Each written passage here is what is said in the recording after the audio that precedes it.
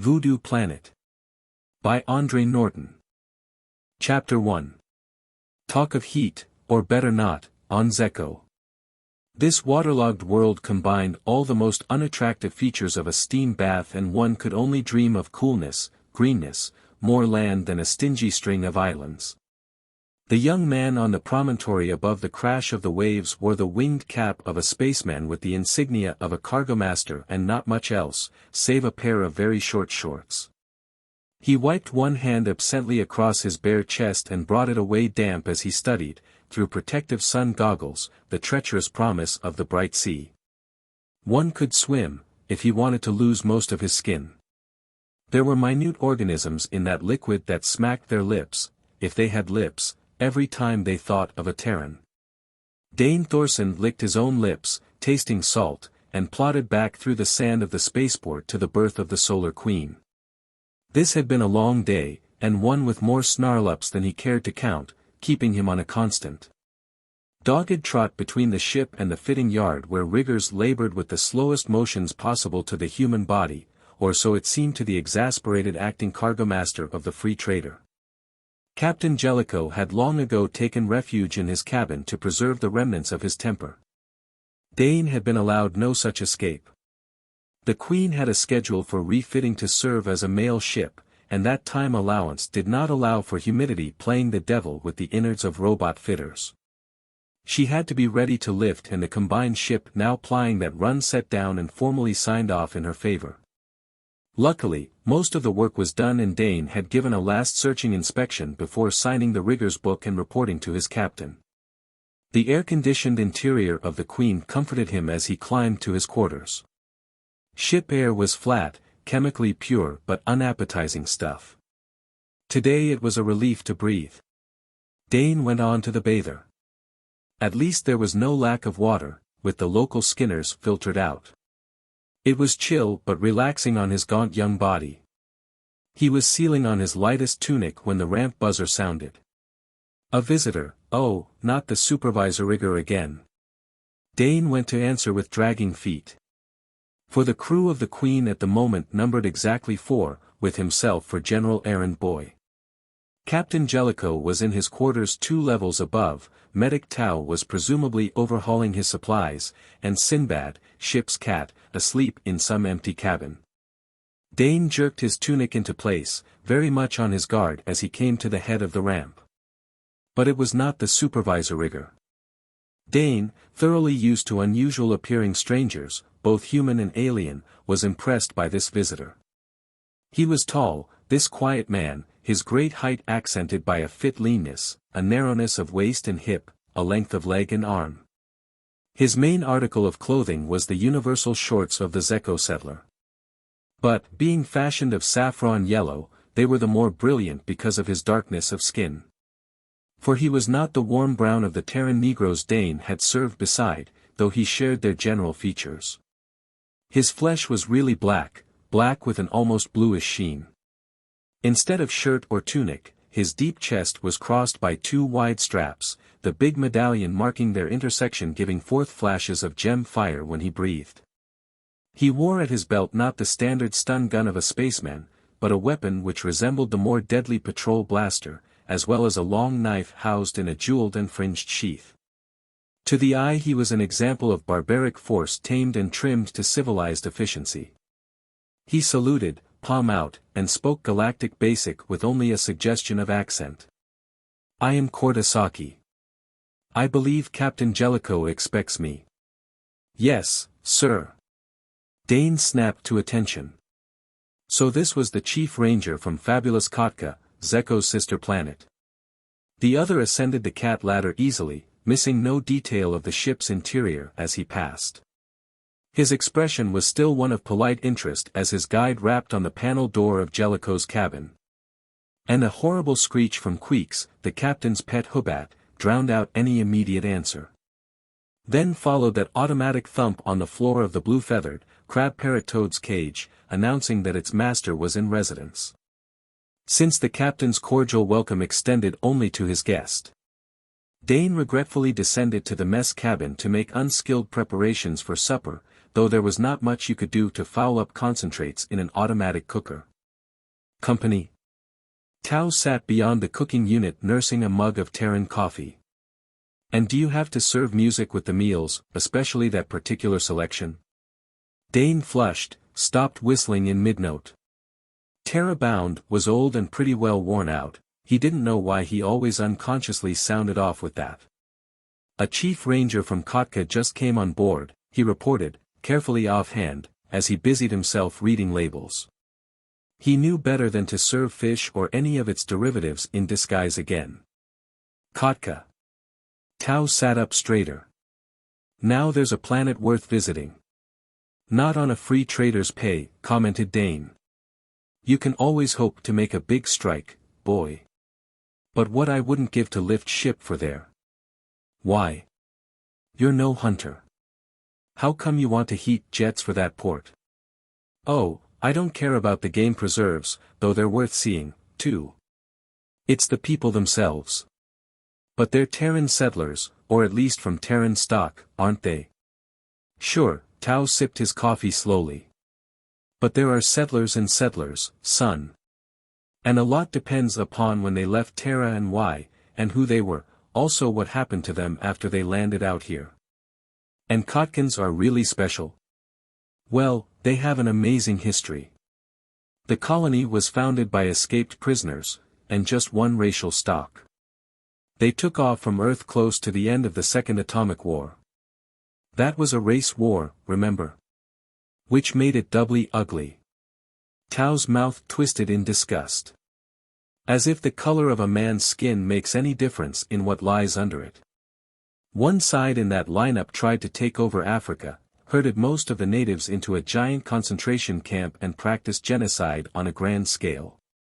Then they were cracked themselves, hard and heavy. During the confusion some survivors in the camp staged a revolt, helped by the enemy. They captured an experimental station hidden in the center of the camp and made a break into space in 2 ships which had been built there. That voyage must have been a nightmare, but they were desperate. Somehow they made it out here to the rim and set down on Khatka without power enough to take off again, and by then most of them were dead. But we humans, no matter what our race, are a tough breed. The refugees discovered that climatically their new world was not too different from Africa, a lucky chance which might happen only once in 1,000 times. So they thrived, the handful who survived. But the white technicians they had kidnapped to run the ships didn't. For they set up a color bar in reverse. The lighter your skin, the lower you were in the social scale. By that kind of selective breeding the present Khatkans are very dark indeed. They reverted to the primitive for survival. Then, about 200 years ago, long before the first survey scout discovered them, something happened. Either the parent race mutated, or, as sometimes occurs, a line of people of superior gifts emerged, not in a few isolated births, but with surprising regularity in 5 family clans. There was a short period of power struggle until they realized the foolishness of civil war and formed an oligarchy, heading a loose tribal organization. With the 5 families to push and lead, a new civilization developed, and when survey came to call they were no longer savages. Combine bought the trade rights about 75 years ago. Then the company and the 5 families got together and marketed a luxury item to the galaxy. You know how every superjet big shot on 25 planets wants to say he's hunted on Khatka. And if he can point out a grass head on his wall, or wear a tail bracelet, he's able to strut with the best. To holiday on Khatka is both fabulous and fashionable, and very, very profitable for the natives and for Combine who sells transportation to the travelers. I hear they have poachers, too, Dane remarked. Yes, that naturally follows. You know what a glam skin brings on the market. Wherever you have a rigidly controlled export you're going to have poachers and smugglers. But the patrol doesn't go to Khatka. The natives handle their own criminals. Personally, I'd cheerfully take a 99-year sentence in the lunar mines in place of what the Khatkans dish out to a poacher they net. So that rumor has spread satisfactorily. Coffee slopped over the brim of Tao's mug and Dane dropped the packet of steak concentrate he was about to feed into the cooker. Chief Ranger Asaki loomed in the doorway of the mess as suddenly as if he had been teleported to that point. The medic arose to his feet and smiled politely at the visitor. Do I detect in that observation, sir, the suggestion that the tales I have heard were deliberately set to blast where they would do the most good as deterrents? A fleeting grin broke the impassive somberness of the black face. I was informed you are a man skilled in magic, medic. You certainly display the traditional sorcerer's quickness of wit. But this rumor is also truth. The quirk of good humor had gone again, and there was an edge in the Chief Ranger's voice which cut. Poachers on Khatka would welcome the patrol in place of the attention they now receive. He came into the mess cabin, Jellico behind him, and Dane pulled down 2 of the snap seats. He was holding a mug under the spout of the coffee dispenser as the captain made introductions. Thorson, our acting cargo master. Thorson, the Khatkan acknowledged with a grave nod of his head, and then glanced down to floor level with a look of surprise. Weaving a pattern about his legs, purring loudly, Sinbad was offering an unusually fervent welcome of his own. The ranger went down on one knee, his hand out for Sinbad's inquiring sniff. Then the cat butted that dark palm, batted at it playfully with claw-sheathed paw. A Terran cat. It is of the lion family. Far removed, Jellico supplied. You'd have to add a lot of bulk to Sinbad to promote him to the lion class. We have only the old tales. Asaki sounded almost wistful as the cat jumped to his knee and clawed for a hold on his chest belts. But I do not believe that lions were ever so friendly toward my ancestors. Dane would have removed the cat, but the Khatkan arose with Sinbad, still purring loudly, resting in the crook of his arm. The ranger was smiling with a gentleness which changed the whole arrogant cast of his countenance. Do not bring this one to Khatka with you, Captain, or you will never take him away again. Those who dwell in the inner courts would not let him vanish from their sight. Ah, so this pleases you, small lion.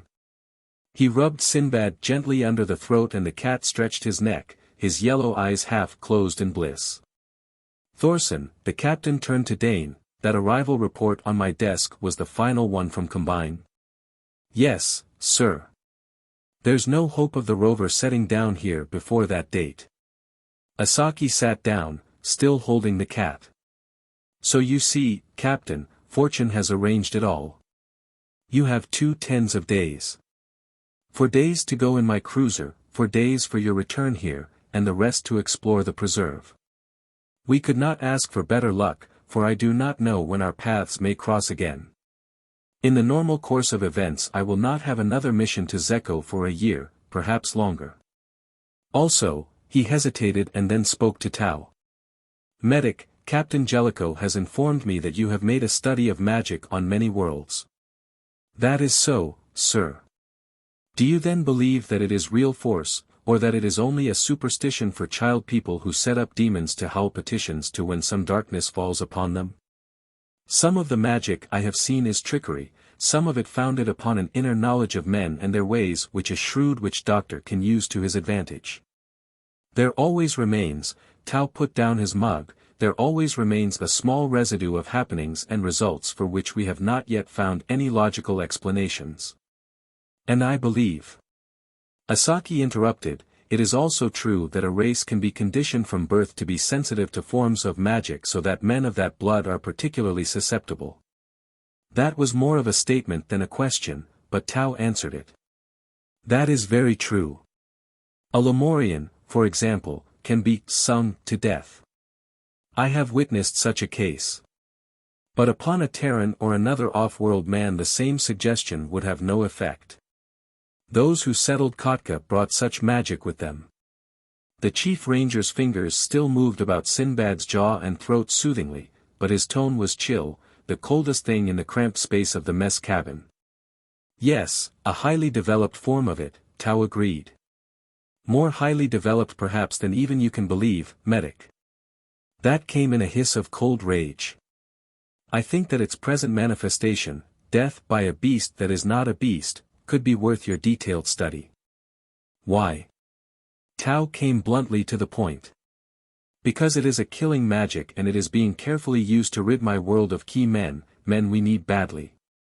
If there is a weak point in this cloudy attack shaping against us, we must learn it, and soon. It was Jellico who added the rest. We are invited to visit Khatka and survey a new hunting range as Chief Ranger Asaki's personal term guests. Dane drew a deep breath of wonder. Guest rights on Khatka were jealously guarded, they were too valuable to their owners to waste. Whole families lived on the income from the yearly rental of even half a one. But the Rangers, by right of office, had several which they could grant to visiting scientists or men from other worlds holding positions similar to their own. To have such an opportunity offered to an ordinary trader was almost incredible. His wonder was matched by Tao's and must have been plain to read, for the Chief Ranger smiled. For a long time Captain Jellico and I have exchanged biological data on alien life forms. His skill in photographing such, his knowledge as an xenobiologist are widely recognized. And so I have permission for him to visit the new Zaboro Preserve, not yet officially opened. And you, Medic Tao, your help, or at least your diagnosis, we need in another direction. So, one expert comes openly, another not so openly. Though, Medic, your task is approved by my superiors. And, he glanced at Dane, perhaps to muddle the trail for the suspicious, shall we not ask this young man also? Dane's eyes went to the captain. Jellico was always fair and his crew would have snapped into action on his word alone, even if they were fronting a rain of Thorkian death darts and that order was to advance. But, on the other hand, Dane would never have asked a favor, and the best he hoped for was to be able to perform his duties without unfavorable comment upon their commission. He had no reason to believe Jellico was willing to agree to this. You have 2 weeks planetside leave coming, Thorson. If you want to spend it on Khatka, Jellico actually grinned then. I take it that you do. When do we up ship, sir? You said that you must wait for the return of your other crew members, shall we say mid-afternoon tomorrow? The Chief Ranger stood up and put Sinbad down, though the cat protested with several sharp meows. Small Lion, the tall Khatkan, spoke to the cat as to an equal, this is your jungle, and mine lies elsewhere. But should you ever grow tired of traveling the stars, there is always a home for you in my courts. When the Chief Ranger went out the door, Sinbad did not try to follow, but he uttered one mournful little cry of protest and loss. So he wants a troubleshooter, does he? Tao asked. All right, I'll try to hunt out his goblins for him, it'll be worth that to visit Khatka. Dane, remembering the hot glare of the Xecho spaceport, the C-1 could not swim in, contrasted that with the trides he had seen of the Green Hunter's paradise on the next planet of the system. Yes, sir, he echoed and made a haphazard choice for the cooker. Don't be too light-hearted, Tao warned. I'll say that any stew which was too hot for that ranger to handle might give us burned fingers, and quick. When we land on Khatka, walk softly and look over your shoulder, and be prepared for the worst. How do you find this book? Any thoughts about the book or the author? Any suggestion for improvement? Please take a moment to share your thoughts in a comment. If you like it, share it with your friends who might enjoy it as well. Subscribe to keep in touch. Visit CompleteAudiobooks.com for more quality content. Chapter 2.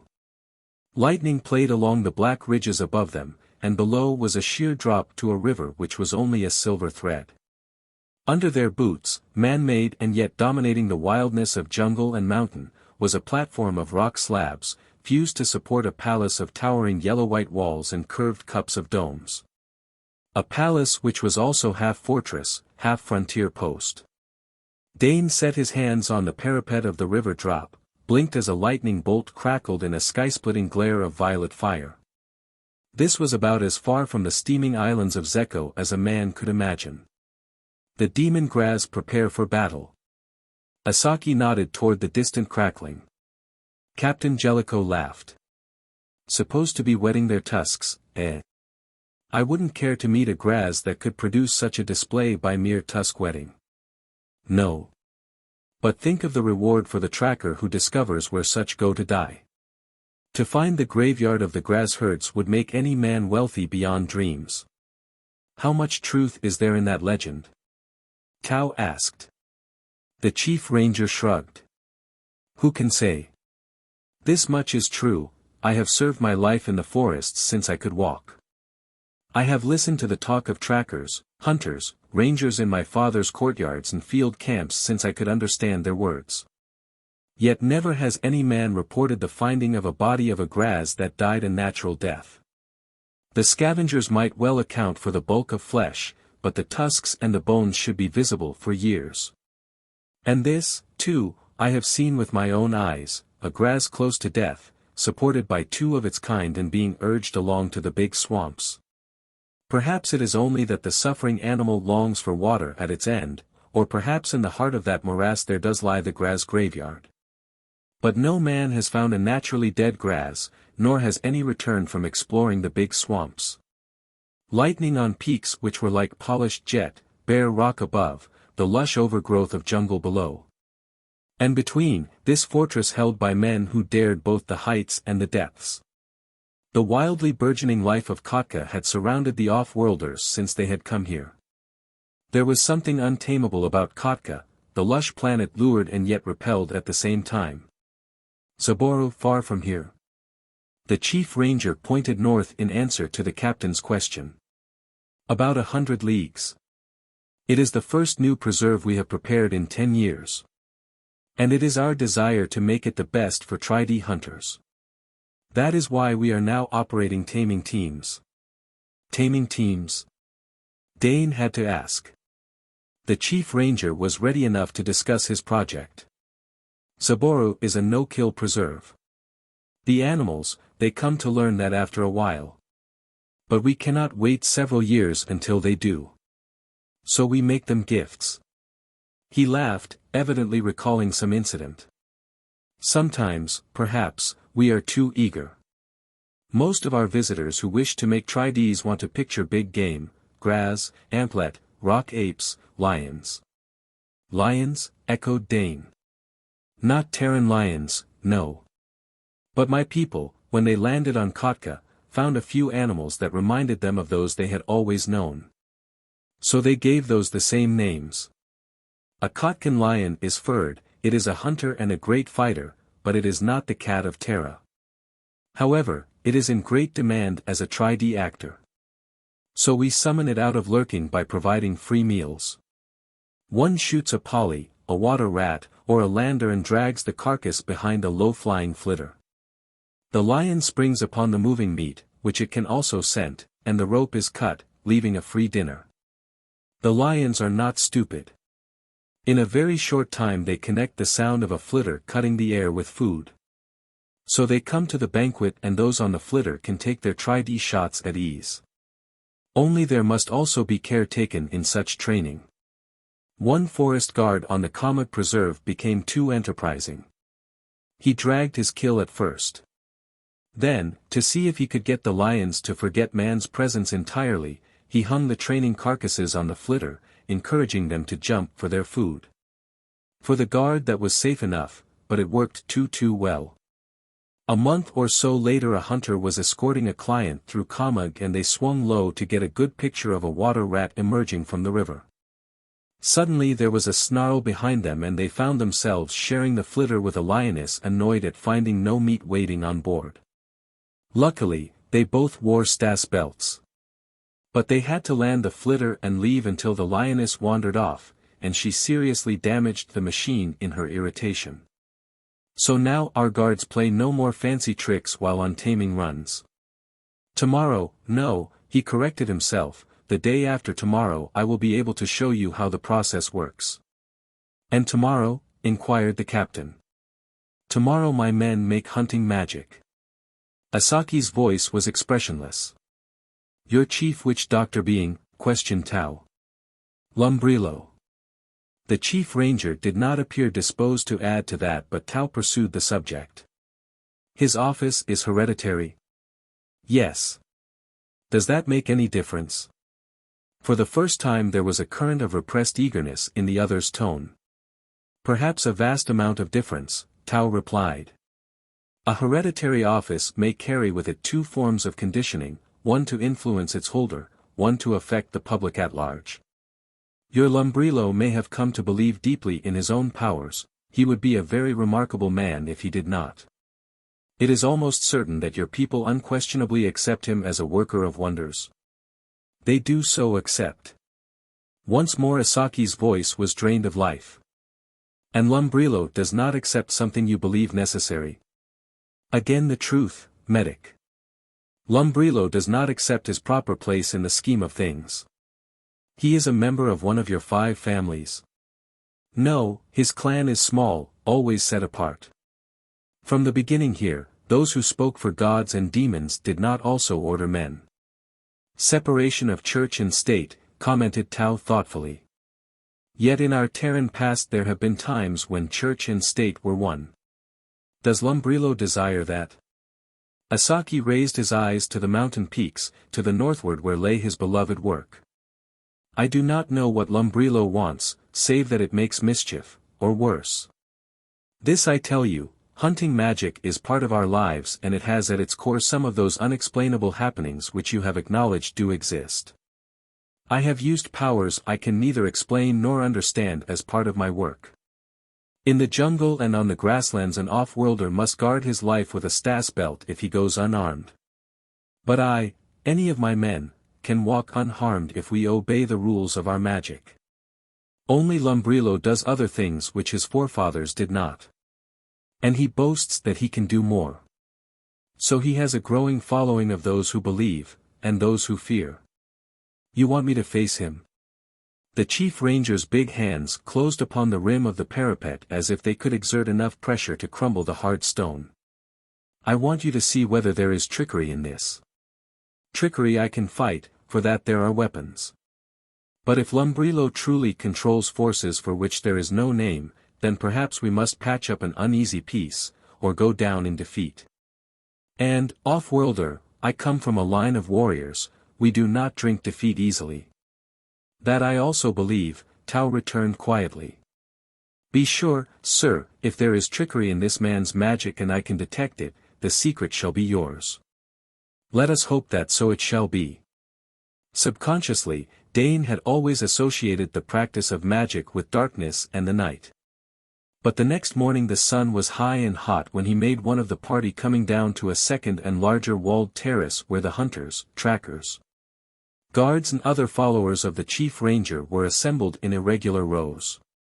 There was a low sound which was more a throb in the clear air about them, getting into a man's blood and pumping in rhythm there.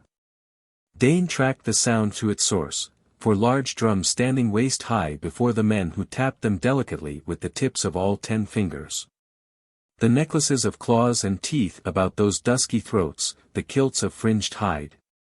The crossed belts of brilliantly spotted or striped fur were in contrast to the very efficient and modern side arms each man wore, to the rest of the equipment sheathed and strapped at their belts. There was a carved stool for the Chief Ranger, another for Captain Jellico. Dane and Tao settled themselves on the less comfortable seats of the terrace steps. Those tapping fingers increased their rate of beat, and the notes of the drums rose from the low murmur of hived bees to the mutter of mountain thunder still half a range away. A bird called from those inner courts of the palace from which the women never ventured.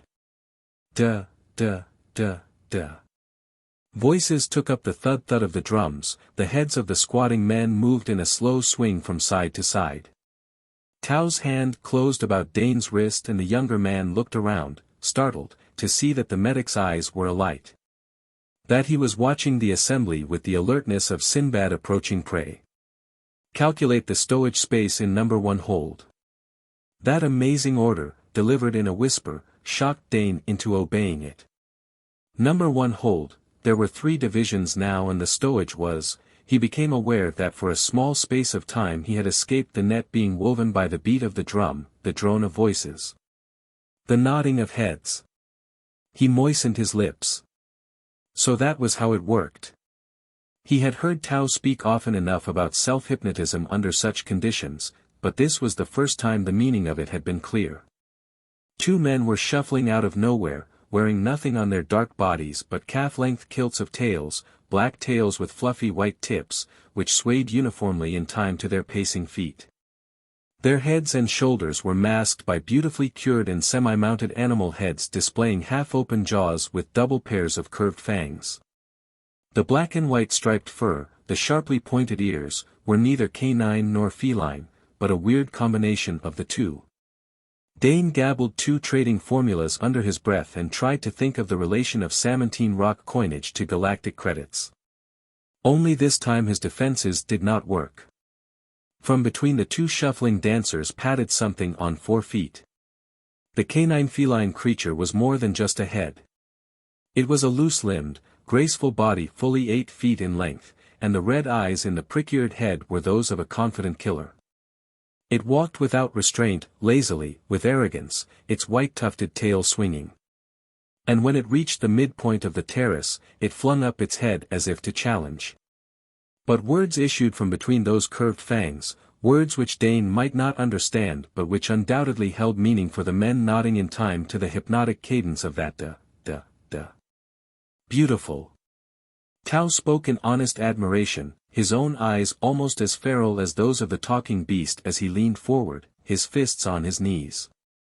Now the animal was dancing also, its paws following the pace set by the masked attendants. It must be a man in an animal skin.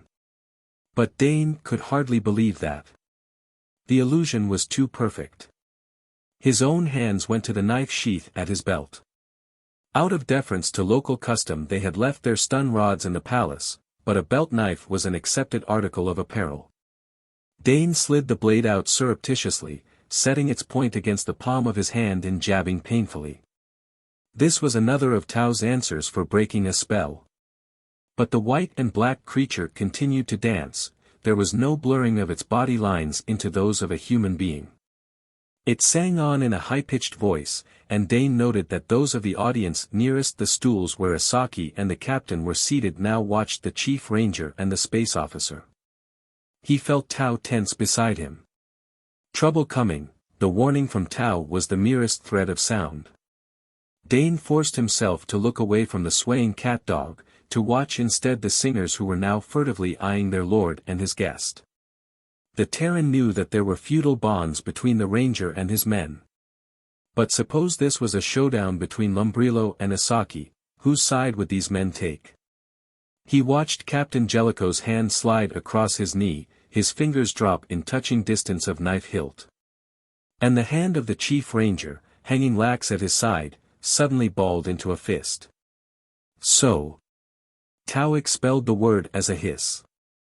He moved with sure-footed speed. Now he passed between the stools to confront the dancing cat dog. Yet he did not look at that weird creature and its attendants. Instead his arms were flung high as if to ward off, or perhaps welcome, something on the mountain side as he shouted. Hodi, Eldama. Hodi. As one, those on the terrace turned, looked up toward the slope. Dane was on his feet, holding his knife as he might a sword. Though of what use its puny length would be against that huge bulk moving in slow majesty toward them, he did not try to think. Great arc trunk curled upward between great ivory tusks, ears went wide as ponderous feet crunched volcanic soil. Tao moved forward, his hands still upraised, clearly in greeting.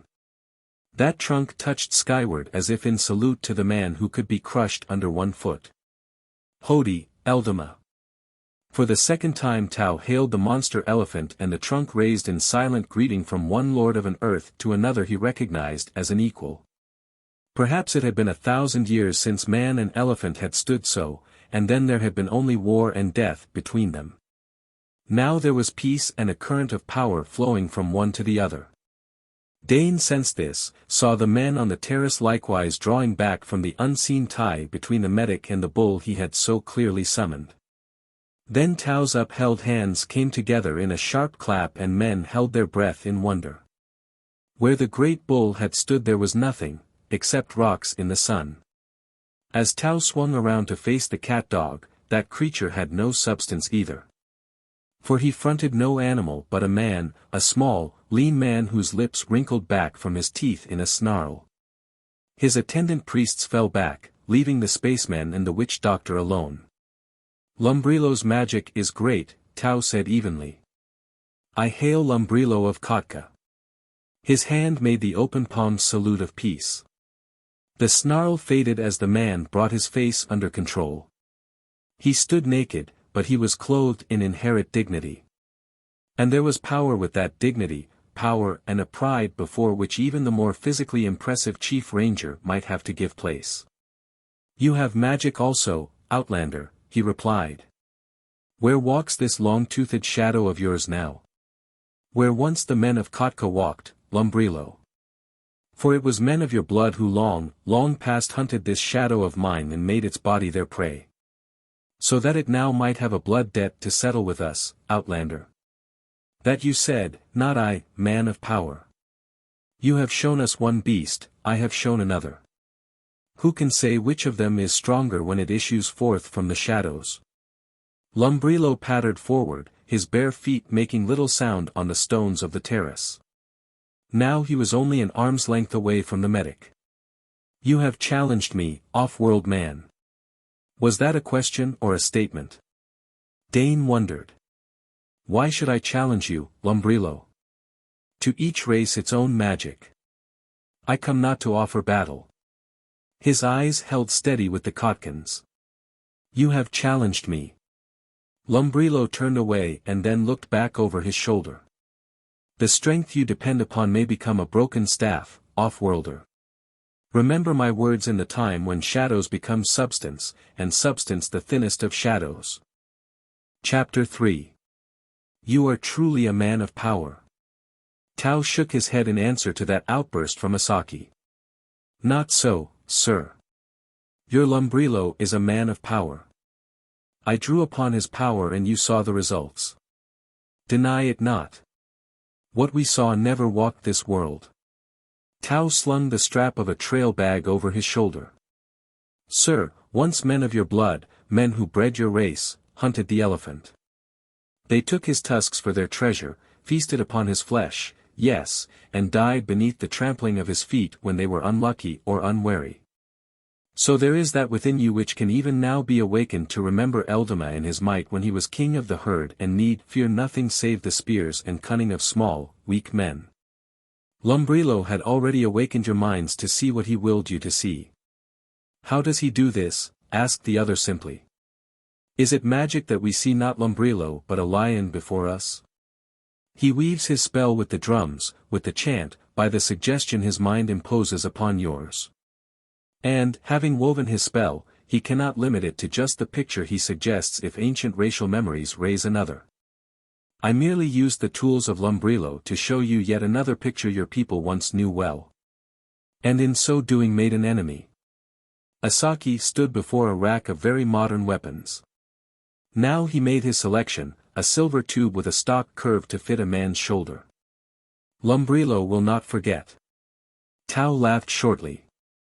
No, but then I have merely done as you wished, have I not, sir?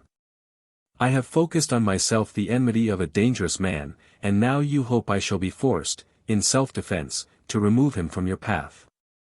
The Khatkan turned slowly, resting the weapon across his forearm. I do not deny that, spacemen. Then matters here are indeed serious. They are so serious, Asaki interrupted, speaking not only to Tao but to the other off-worlders as well. That what happens now may mean the end of the Khatka that I know. Lumbrilo is the most dangerous game I have faced in a lifetime as a hunter. He goes, or we draw his fangs, or else all that I am, all I have labored here to build, will be swept away. To preserve this I will use any weapon. And I am now your weapon, which you hope will be as successful as that needler you are carrying. Tao laughed again, without much humor. Let us hope I shall prove as effective. Jellico moved out of the shadows.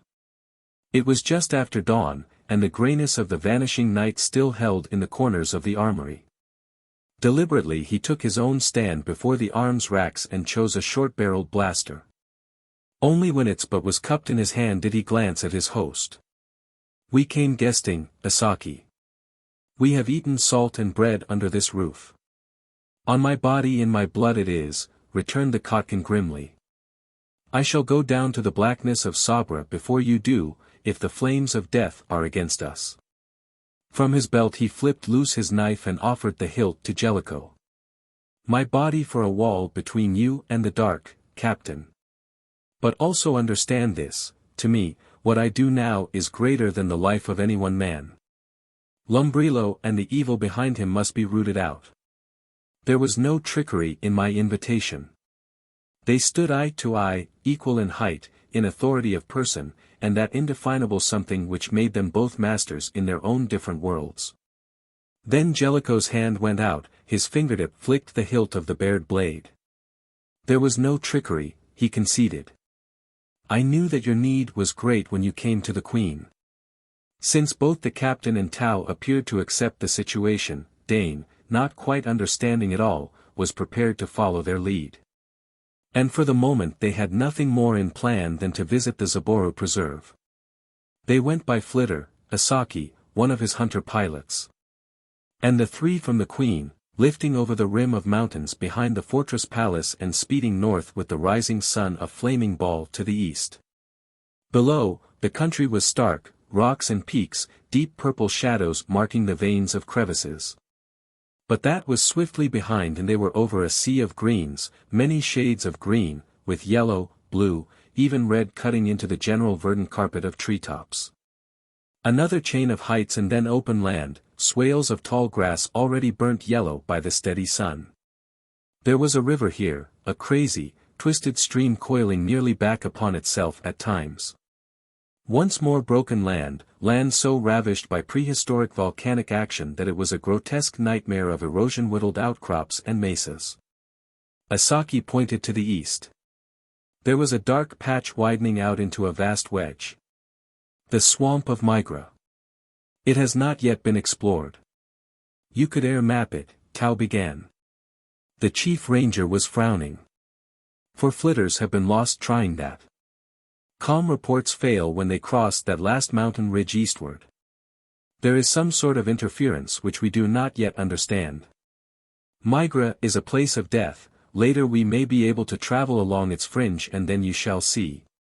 Now, he spoke to the pilot in his own tongue and the flitter pointed up nose at an angle as they climbed over the highest peak they had yet seen in this mountainous land. To reach at last a country of open grass dotted with small forest stands. Jellico nodded approvingly. Zaboru? Zaboru, Asaki assented. We shall go up to the northern end of the preserve. I wish to show you the roosts of the fastals. This is their nesting season and the sight is one you will long remember. But we shall take an eastern course, I have 2 ranger stations to check on the way. It was after they left the second station that the flitter swung farther out eastward. Again climbing over the chain of heights to sight one of the newly discovered wonders the staff at the last station had reported, a crater lake. And the flitter skimmed down across water which was a rich emerald in hue, filling the crater from one rock wall to the other with no beach at the foot of those precipitant cliffs. As the machine arose to clear the far wall, Dane tensed. One of his duties aboard the Queen was flitter pilot for planetwise trips. And ever since they had taken off that morning he had unconsciously flown with the Khatkan pilot, anticipating each change or adjustment of the controls. Now he felt that sluggish response to the other's lift signal, and instinctively his own hand went out to adjust a power feed lever. They made the rise, were well above the danger of the cliff wall. But the machine was not responding properly. Dane did not need to watch the pilot's swiftly moving hands to guess that they were in trouble. And his slight concern deepened into something else as the flitter began to drop nose again. In front of him, Captain Jellico shifted uneasily, and Dane knew that he, too, was alerted. Now the pilot had plunged the power adjuster to the head against the control board. But the nose of the flitter acted as if it were overweight or magnetically attracted by the rocks below. The best efforts of the man flying it could not keep it level. They were being drawn earthward, and all the pilot could do only delayed the inevitable crack-up. The Khatkan was turning the machine north to avoid what lay below, for here a long arm of the Migra swamp clasped about the foot of the mountain. The Chief Ranger spoke into the mic of the comm unit while the pilot continued to fight against the pull which was bringing them down. Now the small machine was below the level of the volcanic peak which cradled the lake, and the mountain lay between them and the preserve. Asaki gave a muffled exclamation, slapped the comm box, spoke more sharply into the mic. It was apparent he was not getting the results he wanted. Then with a quick glance about he snapped an order. Strap in. His Terran companions had already buckled the wide webbing belts intended to save them from crash shock. Dane saw the pilot push the button to release fend cushions. In spite of his pounding heart, a small fraction of his brain recognized the other's skill as the Khatkan took a course to bring them down on a relatively level patch of sand and gravel. Dane raised his head from the shelter of his folded arms. The Chief Ranger was busy with the pilot, who lay limply against the controls. Captain Jellico and Tau were already pulling at the buckles of their protective crash belts. But one look at the front of the flitter told Dane that it would not take to the air again without extensive repairs. Its nose was bent up and back, obscuring the forward view completely. However, the pilot had made a miraculously safe landing considering the terrain. 10 minutes later, the pilot restored to consciousness and the gash in his head bandaged, they held a council of war. The comm was off, too. I did not have a chance to report before the crash, Asaki put the situation straightly. And our exploring parties have not yet mapped this side of the range. It has a bad reputation because of the swamp. Jellico measured the heights now to their west with resigned eyes. Looks as if we climb. Not here, the Chief Ranger corrected him. There is no passing through the Crater Lake region on foot. We must travel south along the edge of the mountain area until we do find a scalable way into the preserve region. You seem very certain we are not going to be rescued if we stay right here, Tau observed. Why? Because I'm inclined to believe that any flitter that tries to reach us may run into the same trouble. Also, they have no calm fix on us. It will be at least a day or more before they will even begin to count us missing, and then they will have the whole northern portion of the preserve to comb. There are not enough men here, I can give you a multitude of reasons, medic. One of which might be sabotage, demanded Jellico. Asaki shrugged. Perhaps. I am not loved in some quarters. But there may also be something fatal to flitters here as there is over Migra. We thought the Crater Lake district safely beyond the swamp influence, but it may not be so. But you took the chance of traveling over it, Dane thought, though he did not comment aloud. Was this another of the Chief Ranger's attempts to involve them in some private trouble of his own? Though to deliberately smash up a flitter and set them all afoot in this wilderness was a pretty drastic move. Asaki had started to unload emergency supplies from the flitter. They each had a trail bag for a pack. But when the pilot staggered over to pull out a set of Stas belts and Jellico began to uncoil them, the Chief Ranger shook his head. With the feeder beam shut off by the mountains, I fear those will no longer work. Jellico tossed one on the crumpled nose of the flitter and punched its button with the tip of the needler barrel. Then he threw a rock at the dangling belt. The stone landed, taking the wide protective band with it to the ground. That force field which should have warded off the missile was not working. Oh, fine. Tau opened his trail bag to pack concentrates. Then he smiled crookedly. We aren't signed in for killing licenses, sir. Do you pay our fines if we are forced to shoot a hole through something that disputes the right-of-way? To Dane's surprise, the Chief Ranger laughed. You are off preserve now, Medic Tau. The rules do not cover wild land. But I would suggest we now hunt a cave before nightfall. Lions? Asked Jellico. Dane, remembering the black and white beast Lumbrilo had presented, did not enjoy that thought. They had, his gaze went from man to man checking weapons, the needler Asaki carried, and another the pilot had slung by its carrying strap over his shoulder. Tau and the captain both were armed with blasters and he had a fire ray and a force blade, both considered small arms but deadly enough perhaps even to dampen a lion's enthusiasm for the chase.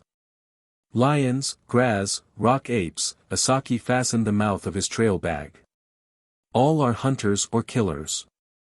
The graz send out scouts, and they are big and formidable enough to have no enemies. Lions hunt with intelligence and skill. Rock apes are dangerous, but luckily they cannot keep silent when they scent their prey and so give one warning.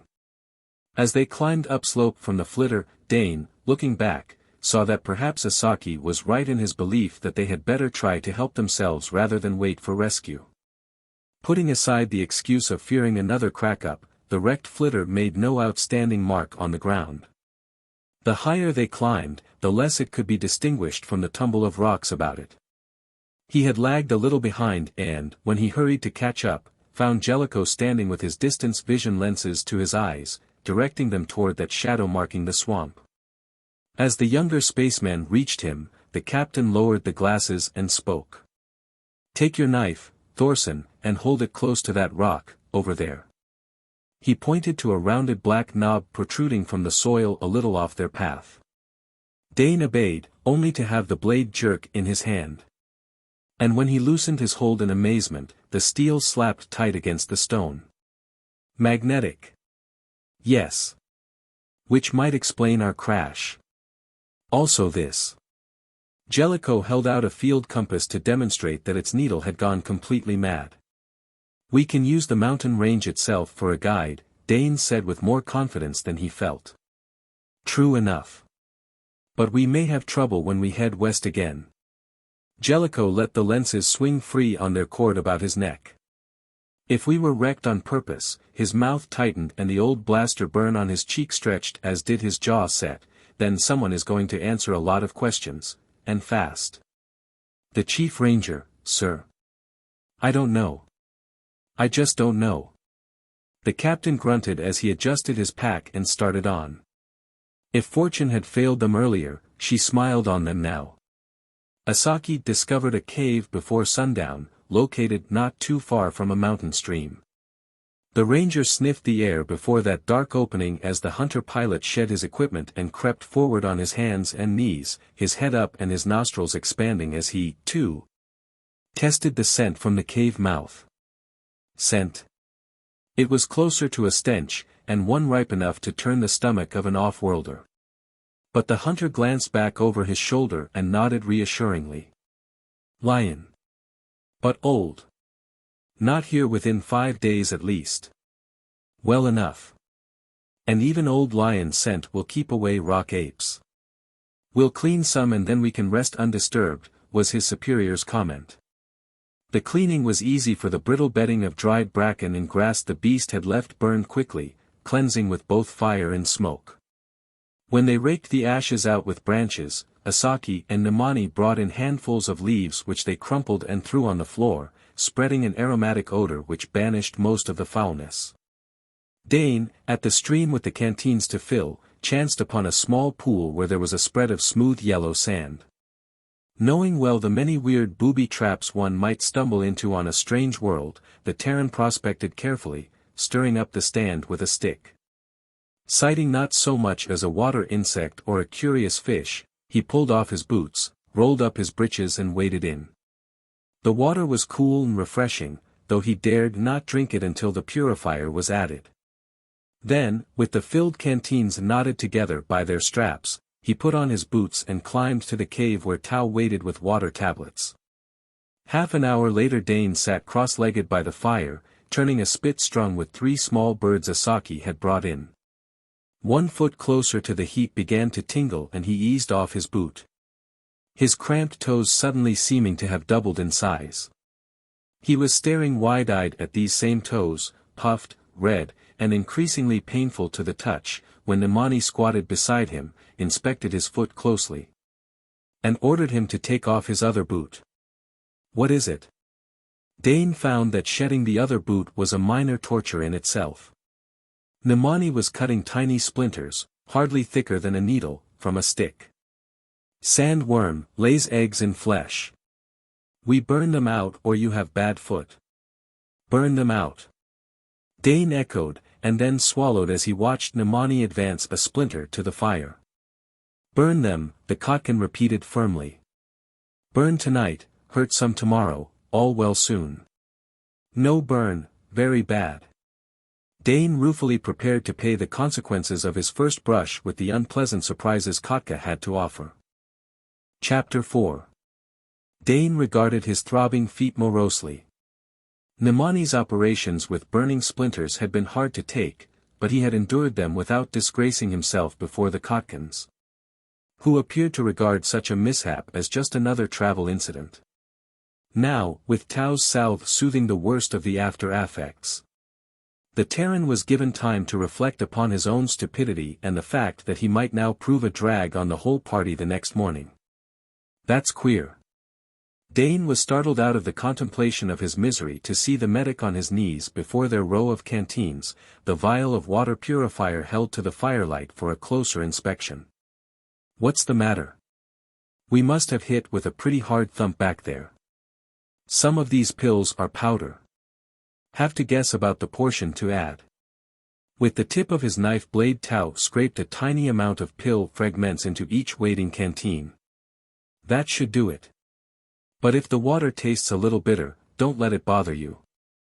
Bitter water, Dane thought, trying to flex his still swollen toes, was going to be the least of his worries in the morning. But he determined that his boots should go on at daybreak, and he would keep on his feet as long as the others did, no matter how much it cost him. And when they set out shortly after daybreak, wanting to move as far as they could before the heat hours when they must rest, the going was not too bad. Dane's feet were tender to the touch, but he could shuffle along at the tail of the procession with only Nemani playing rear guard behind him. Jungle lay before them and bush knives began to swing, clearing their path. Dane took his turn with the rest at that chore, thankful that the business of cutting their way through that mass of greenery slowed them to a pace he could match, if not in comfort, then by willpower. But the sandworms were not the only troubles one could encounter on Khatka. Within an hour Captain Jellico stood sweating and speaking his mind freely in the native tongues of 5 different planets while Tao and Nemani worked as a team with skinning knives. They were not flaying the spaceman, but they came near to that in places as they worried a choice selection of tree thorns out of his arm and shoulder. The captain had been unfortunate enough to trip and fall into the embrace of a very unfriendly bush. Dane inspected a fallen tree for evidence of inimical wildlife, and then rested his blanket between him and it as a protecting cushion before he sat down. These trees were not the towering giants of the true forests, but rather oversized bushes which had been made into walls by twined vines. Brilliant bursts of flowers were splotches of vivid color, and the attendant insect life was altogether too abundant. Dane tried to tally his immunity shots and hoped for the best.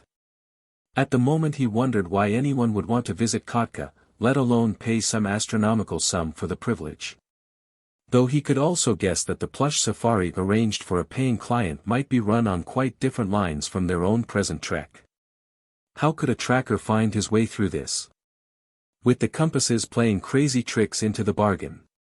Jellico knew that the compasses were off, yet the captain had followed Asaki's lead without question, so he must trust the ranger's forest craft. But Dane wished they were clear on the mountainside again. Time had little meaning in that green gloom. But when they worked through to meet rock walls again, the sun said it was well into the after part of the day. They sheltered for a breather under the drooping limbs of one of the last trees. Amazing! Jellico, his torn arm in a sling across his chest, came downslope from the higher point where he had been using the distance lenses.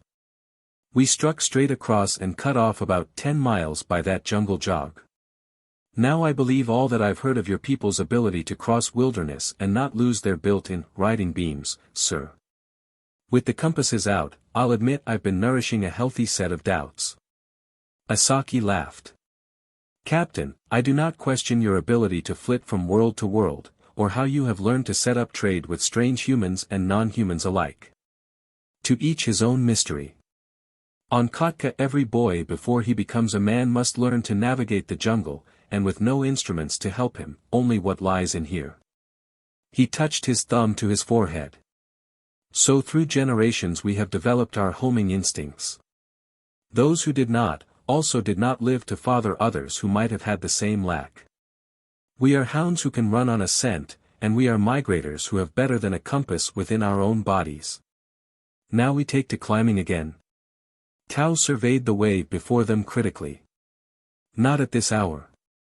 That sun on the upward slopes can cook a man's skin were he to touch any rock. We wait. Waiting for the Khatkans was a chance to sleep. They curled up on their light blankets. But the three spacemen were restless. Dane would have liked to have taken off his boots, but feared he could not replace them. And he could tell from the way the captain shifted his position that Jellico was in pain too. Tao sat quietly, staring at nothing Dane could see, unless it was a tall rock thrust out of the slope like a finger pointing skyward. What color is that rock? Surprised, Dane gave the stony finger closer attention. To him it was the same color as most of the other rocks, a weathered black which in certain lights appeared to carry a brownish film. Black, or maybe dark brown. Tao looked past him to Jellico. The captain nodded. I'd agree with that. Tao cupped his hands over his eyes for a moment and his lips moved as if he were counting. Then he took his hands away and stared upslope. Dane watched the medic's eyelids blink slowly. Nothing but black or brown. Tao pressed. No. Jellico supported his injured arm upon his knees, leaning forward, as intent upon the designated rock as if he expected it to assume some far more startling appearance. Queer, Tao said to himself, and then added briskly, you're right, of course. That sun can play tricks with one's eyes. Dane continued to watch the finger rock. Maybe strong sunlight could play tricks, but he could see nothing odd about that rough lump. And since the captain asked no questions of Tao, he did not quite want to either. It was perhaps a half-hour later, and the medic and Jellico had both succumbed to the quiet, the heat, and their own fatigue, when Dane did sight a movement upslope. The throbbing in his feet was worse now that he had nothing to occupy his mind but his own troubles, and he was sitting facing the finger rock. Was that what Tao had seen earlier? That quick movement around the side of the rough pillar? But if so, why the question of color? There it was again. And now, centering all his attention on that one point, the Terran picked out the outline of a head grotesque enough to be something conjured out of Lumbrillo's sorcerer's imagination. Had Dane not seen its like among the 3D prints in Captain Jellico's collection, he would have believed that his eyes were playing tricks. It was a bullet-shaped head, embellished by two outsized prick ears, the hair-tufted pointed tips of which projected well above the top of the skull. Round eyes were set deeply in sunken pits. The mouth was a swinish snout from which lolled a purple tongue, though the rest of that gargoyle head was very close in color to the rock against which it half rested. Dane had no doubts that the rock ape was spying upon the small camp. Having heard tales of those semi-intelligent animals, the most intelligent native creatures of Khatka, most of which were concerned with their more malignant characteristics, Dane was alarmed. That lurker could be an advanced scout of some pack. And a pack of rock apes, if able to surprise their prey, were formidable opponents. Asaki stirred, sat up. And that round head above turned to follow the Chief Ranger's every move. Above, by the finger rock, to the right, Dane kept his voice close to a whisper. When he saw the sudden constriction of muscle across the Khatkan's bare shoulders, he knew that the other had heard and understood. Only, if Asaki had spotted the rock ape, he did not betray his knowledge. The Khatkan got lively to his feet. Then one of those feet stirred Nemani into the instant wakefulness of the wilderness-trained man. Dane slid his hand about the bole of the tree and touched Jellico, watched the captain's gray eyes open with a similar awareness. Asaki picked up his needler. Weapon in hand, he whirled and fired almost in one connected movement. It was the fastest shot Dane had ever seen. The gargoyle head lifted away from the rock, and then turned to one side as its body, somehow vaguely obscene in its resemblance to the human form, fell away, to sprawl limply downslope. Though the dead rock ape had not had a chance to give tongue, there came a cry from above, a coughing, deep-throated hawking. Down the steep incline bumped a round white ball, bouncing past the tumbled carcass of the ape, sailing up into the air, to strike and burst open a few feet away. Back! With one arm Asaki sent Jellico, his nearest neighbor, tumbling back into the jungle. Then the Chief Ranger pumped a stream of needle rays into the remains of the ball. A shrill, sweet humming arose as red motes, vivid as molten copper in the sunlight, climbed on wings beating too fast to be seen. The debris of the nest smoked into nothing. But no needle ray could hope to stop all the poisonous army issuing forth from it, fighting mad, to seek any warm-blooded creature within scenting distance. The men threw themselves into the brush, rolling in the thick mold of the vegetable decay on the ground, rubbing its moist plaster over their bodies in frantic haste. Red-hot fire, far worse than any of the splinter torment Dane had undergone the night before, pierced between his shoulders. He rolled on his back, shoving himself along, both to kill the fire wasp and coat the sting with cooling mold. Cries of pain told him that he was not the only sufferer, as all dug hands into the slimy stuff under them and slapped it over their faces and heads. Apes. That half-shout got through to alert the men on the jungle floor. True to their nature, the rock apes, now streaming downhill, were coughing their challenges, advertising their attack. And it was only that peculiarity of their species which saved their intended victims. The apes came forward, partially erect, at a shambling run. The first two, bulls close to 6 feet, went down under fire from Asaki's needler. A third somehow escaped, swerving to the left, and came bounding at an angle toward Dane. The Terran jerked free his force blade as that swine's snout split wide to show greenish tusks, and the horrible stench of the creature's body made him gasp. A taloned paw clawed at him eagerly, slipped from his slime-covered body just as he brought the force blade up. Foul breath coughed in his face and he stumbled back as the heavy body of the ape crashed against him, cut in half by the weapon. To Dane's sickened horror the paws still clawed for him, the fangs still gnashed as he rolled free of the mangled body and somehow got to his feet. The roar of a blaster, of 2 blasters, drowned out the clamor of the apes as Dane drew his fire ray, set his shoulders against a tree bole and prepared to fight it out. He fired, saw a smaller and more nimble enemy go down screeching. Then there were none left on their shaggy feet, though some on the ground dragged themselves forward, still striving to reach the men. Dane slapped a fire wasp from his leg. He was glad of the support of the tree at his back as the smell of the ape's blood drenching him from chest level down, and the mess on the ground, made his stomach churn. When he could control his retching, he straightened. To his relief he saw that all the others were on their feet, apparently unharmed.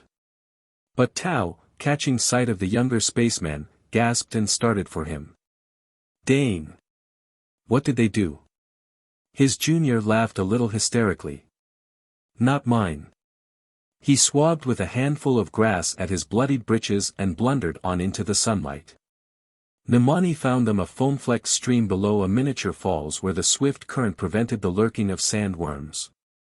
They stripped eagerly, cleaning first themselves and then their fouled clothing while Tao tended the wealth of fire wasp stings. There was little he could do to relieve the swelling and pain, until Asaki produced a reed-like plant which, chopped in sections, yielded a sticky purple liquid that dried on the skin as a tar gum, the native remedy. So, glued and plastered, they climbed away from the water and prepared to spend the night in a hollow between 2 leaning rocks, certainly not as snug as the cave but a fortress of sorts. And credit-happy space hoppers pay a fortune for an outing like this. Tao commented bitterly, hunching well forward so that a certain stung portion of his anatomy would not come in contact with the rock beneath him. Hardly for this, Jellico replied, and Dane saw Nemani grin one-sidedly, his other cheek puffed and painted sticky purple. We do not always encounter apes and fire wasps in the same day, supplied the Chief Ranger. Also, guests at the preserves wear Stas belts. Jellico snorted. I don't think you'd get any repeats from your clients otherwise. What do we meet tomorrow? A herd of graz on stampede, or something even more subtle and deadly? Nemani got up and walked a little way from their rock shelter. He turned downslope and Dane saw his nostrils expand as they had when he had investigated the cave. Something is dead, he said slowly. A very large something. Or else.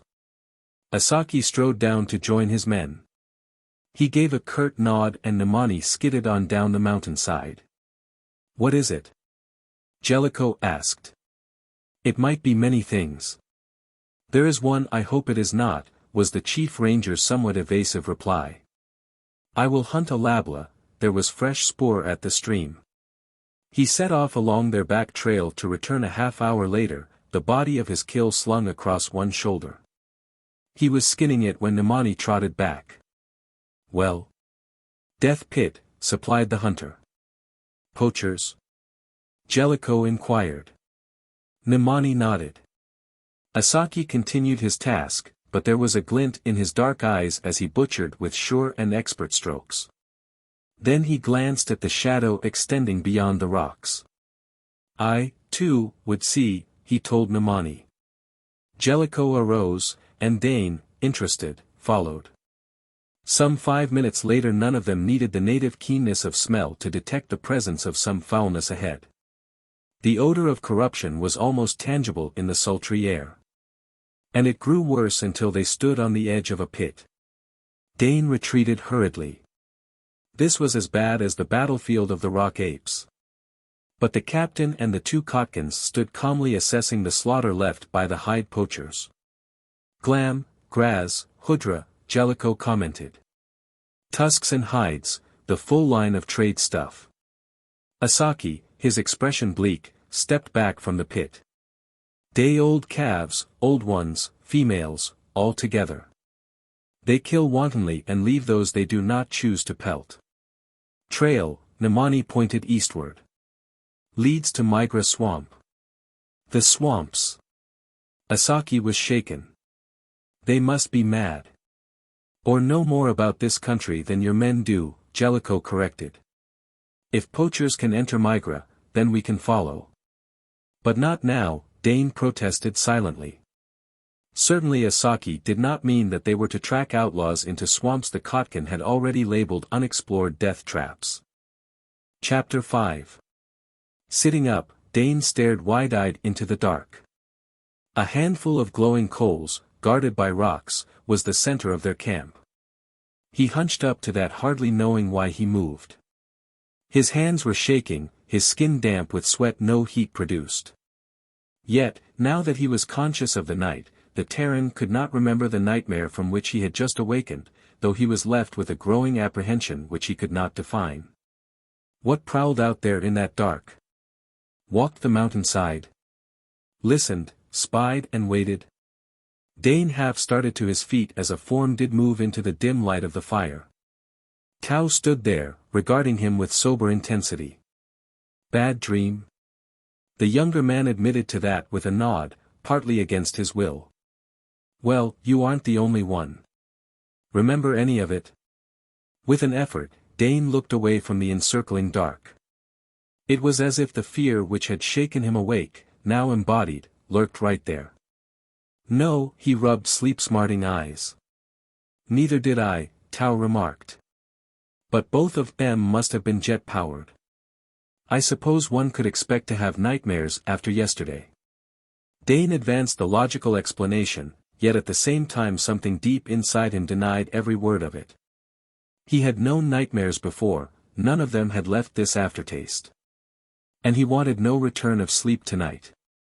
Reaching to the pile of wood he fed the fire as Tao settled down beside him. "There is something else," the medic began, and then fell silent. Dane did not press him. The younger man was too busy fighting a growing desire to whirl and aim the fire ray into that darkness, to catch in its withering blast that lurking thing he could feel padded there. Biding its time. Despite his efforts Dane did drowse again before morning, waking unrefreshed, and, to his secret dismay, with no lessening of his odd dislike for the country about them. Asaki did not suggest that they trail the poachers into the morass of Migra. Instead the Chief Ranger was eager to press on in the opposite direction, find a way over the range to the preserve where he could assemble a punitive force to deal with the outlaws. So they began an upward climb which took them away from the dank heat of the lowlands, into the parched blaze of the sun-baked ledges above. The sun was bright, far too bright, and there were few shadows left. Yet Dane, stopping to drink sparingly from his canteen, could not lose that sense of eyes upon him, of being tracked. Rock apes? Cunning as those beasts were, it was against their nature to trail in utter silence, to be able to carry through a long-term project. Lion, perhaps. He noted that Nemani and Asaki took turns at rear guard today, and that each was alert. Yet, oddly enough, none of them mentioned the uneasiness they must all share. They had a dry climb, finding no mountain stream to renew their water supply. All being experienced in wilderness travel, they made a mouthful of liquid go a long way. When the party halted slightly before midday, canteens were still half full. Haw! They jerked up, hands on weapons. A rock ape, its hideous body clearly seen here, capered, coughed, spat. Asaki fired from the hip and the thing screeched, clawed at its chest where the dark blood spewed out, and raced for them. Nemani cut the beast down and they waited tensely for the attack of the thing's tribe, which should have followed the abortive lunge on the part of their scout. But there was nothing, neither sound nor movement. What did follow froze them all momentarily. That mangled body began to move again, drew itself together, crawled toward them. Dane knew that it was impossible that the creature could live with such wounds. Yet the beast advanced, its head lolling on its hunched shoulders so that the eyes were turned blindly up to the full glare of the sun, while it crawled to reach the man it could not see. Demon! Nemani dropped his needler, shrank back against the rocks. As the thing advanced, before their eyes the impossible happened. Those gaping wounds closed, the head straightened on the almost invisible neck, the eyes glared once more with life, and slaver dripped from the swine's snout. Jellico caught up the needler Nemani had dropped. With a coolness Dane envied, the captain shot. And for the second time the rock ape collapsed, torn to ribbons. Nemani screamed, and Dane tried to choke back his own cry of horrified protest. The dead thing put on life for the second time, crawled, got somehow to its feet, healed itself, and came on. Asaki, his face greenish pale, stepped out stiffly as if each step he took was forced by torture. He had dropped his needler. Now he caught up a rock as large as his own head, raised it high with arms on which the muscles stood out like ropes. He hurled the stone, and Dane heard as well as saw the missile go home. The rock ape fell for the third time. When one of those taloned paws began to move again, Nemani broke. He ran, his screams echoing thinly in the air, as the thing lurched up, the gory mess of its head weaving about. If his feet would have obeyed him, Dane might have followed the Khatkan. As it was, he drew his ray and aimed it at that shambling thing. Tau struck up the barrel. The medic's face was livid, there was the same horror in his eyes. But he moved out to front that monster. A spot of shadow coalesced on the ground, deepened in hue, took on substance. Crouched low facing the rock ape, its haunches quivering for a deadly spring, narrowed green eyes holding on its prey, was a black leopard. The tiny forward and backward movements of its body steadied, and it arched through the air, brought down the ape. A pitting, snarling tangle rolled across the slope, and was gone. Asaki's hands shook as he drew them down his sweating face. Jellico readied a second clip in the needler mechanically. But Tau was swaying so that Dane leaped to take the shock of the other's weight as he collapsed. Only for a moment did the medic hang so, then he struggled to stand erect. Magic? Jellico's voice, as controlled as ever, broke the silence. Mass hallucination, Tau corrected him. Very strong. How? Asaki swallowed and began again. How was it done? The medic shook his head. Not by the usual methods, that is certain. And it worked on us, on me, when we weren't conditioned. I don't understand that. Dane could hardly believe it yet. He watched Jellico stride to where the tangle of struggling beasts had rolled, saw him examine bare ground on which no trace of the fight remained. They must accept Tau's explanation. It was the only sane one. Asaki's features were suddenly convulsed with a rage so stark that Dane realized how much of a near was the painfully built civilization of Khatka. Lumbrilo. The Chief Ranger made of that name a curse. Then with a visible effort he controlled his emotions and came to Tao, looming over the slighter medic almost menacingly. How? He demanded for the second time. I don't know. He will try again. Not the same perhaps. But Asaki had already grasped the situation, was looking ahead. We shall not know, he breathed, what is real, what is not. There is also this, Tao warned. The unreal can kill the believer just as quickly as the real. That I know also. It has happened too many times lately. If we could only find out how. Here are no drums, no singing, none of the tricks to tangle a man's mind that he usually uses to summon his demons. So without Lumbrilo, without his witch tools, how does he make us see what is not? That we must discover and speedily, sir. Or else we shall be lost among the unreal and the real. You also have the power. You can save us. Asaki protested. Tao drew his arm across his face. Very little of the normal color had returned to his thin, mobile features. He still leaned against Dane's supporting arm. A man can do only so much, sir. To battle Lumbrilo on his own ground is exhausting and I cannot fight so very often. But will he not also be exhausted? I wonder. Tao gazed beyond the Khatkan to the barren ground where leopard and rock ape had ceased to be. This magic is a tricky thing, sir. It builds and feeds upon a man's own imagination and inner fears. Lumbrilo, having triggered ours, need not strive at all, but let us ourselves raise that which will attack us. Drugs? Demanded Jellico. Tao gave a start sufficient to take him out of Dane's loose hold. His hand went to the packet of aid supplies which was his own care, his eyes round with wonder and then shrewdly alert. Captain, we disinfected those thorn punctures of yours. Thorson, your foot salve. But, no, I didn't use anything. You forget, Craig, we all had scratches after that fight with the apes. Tao sat down on the ground. With feverish haste he unsealed his medical supplies, laid out some containers.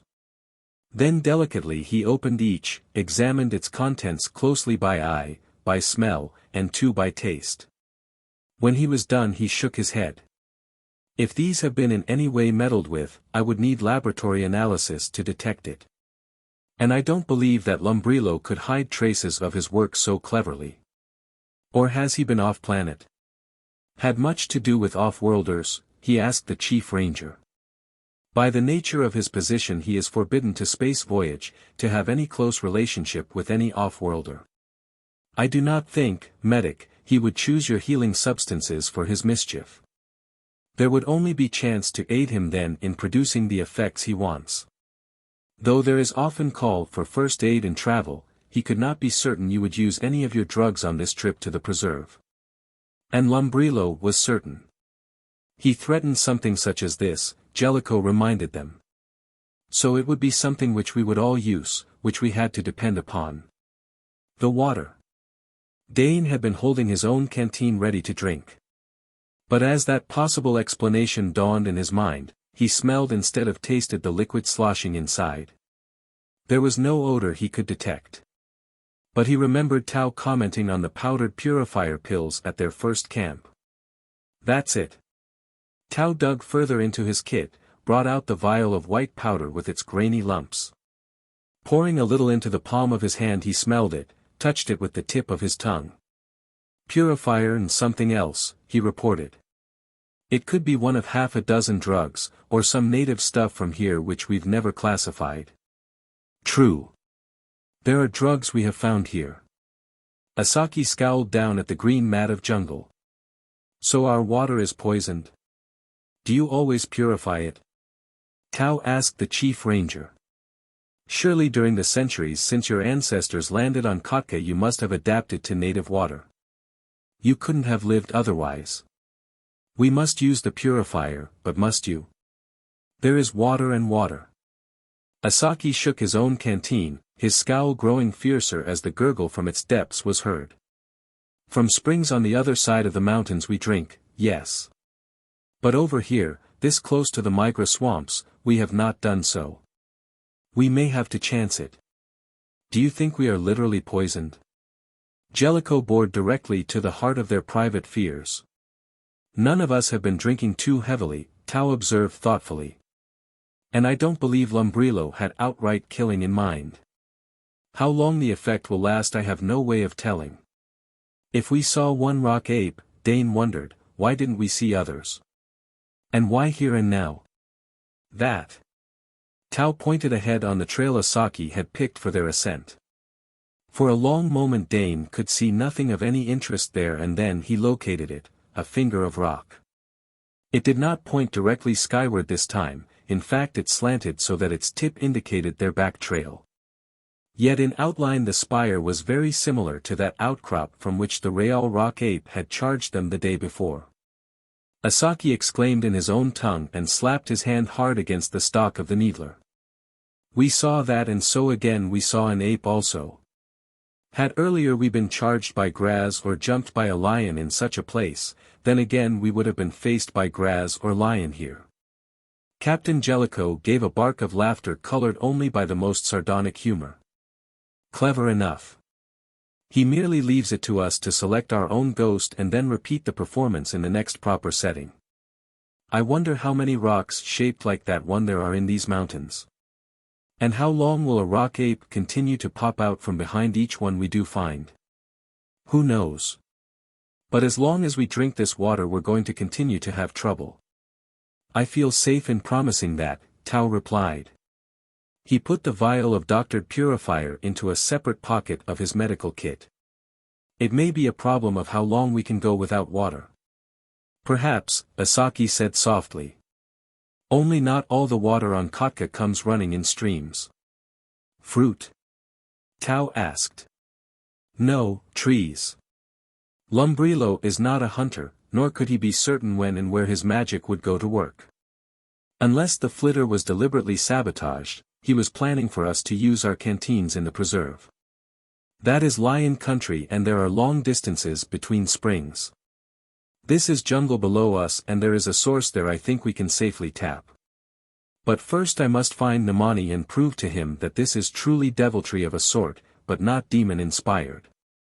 He was gone, running lightly downslope in the direction his hunter had taken, and Dane spoke to Captain Jellico. What's this about water in trees, sir? There is a species of tree here, not too common, with a thickened trunk. It stores water during the rainy season to live on in the hot months. Since we are in the transition period between rains, we could tap it, if we locate one of the trees. How about that, Tao? Dare we drink that without a purifier? Probably a choice of two evils, sir. But we have had our preventive shots. Personally, I'd rather battle disease than take a chance on a mind-twisting drug. You can go without water just so long.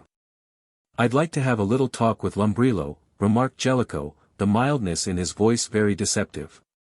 I'm going to have a little talk with Lumbrilo, if and when we see him again. Promised Tao.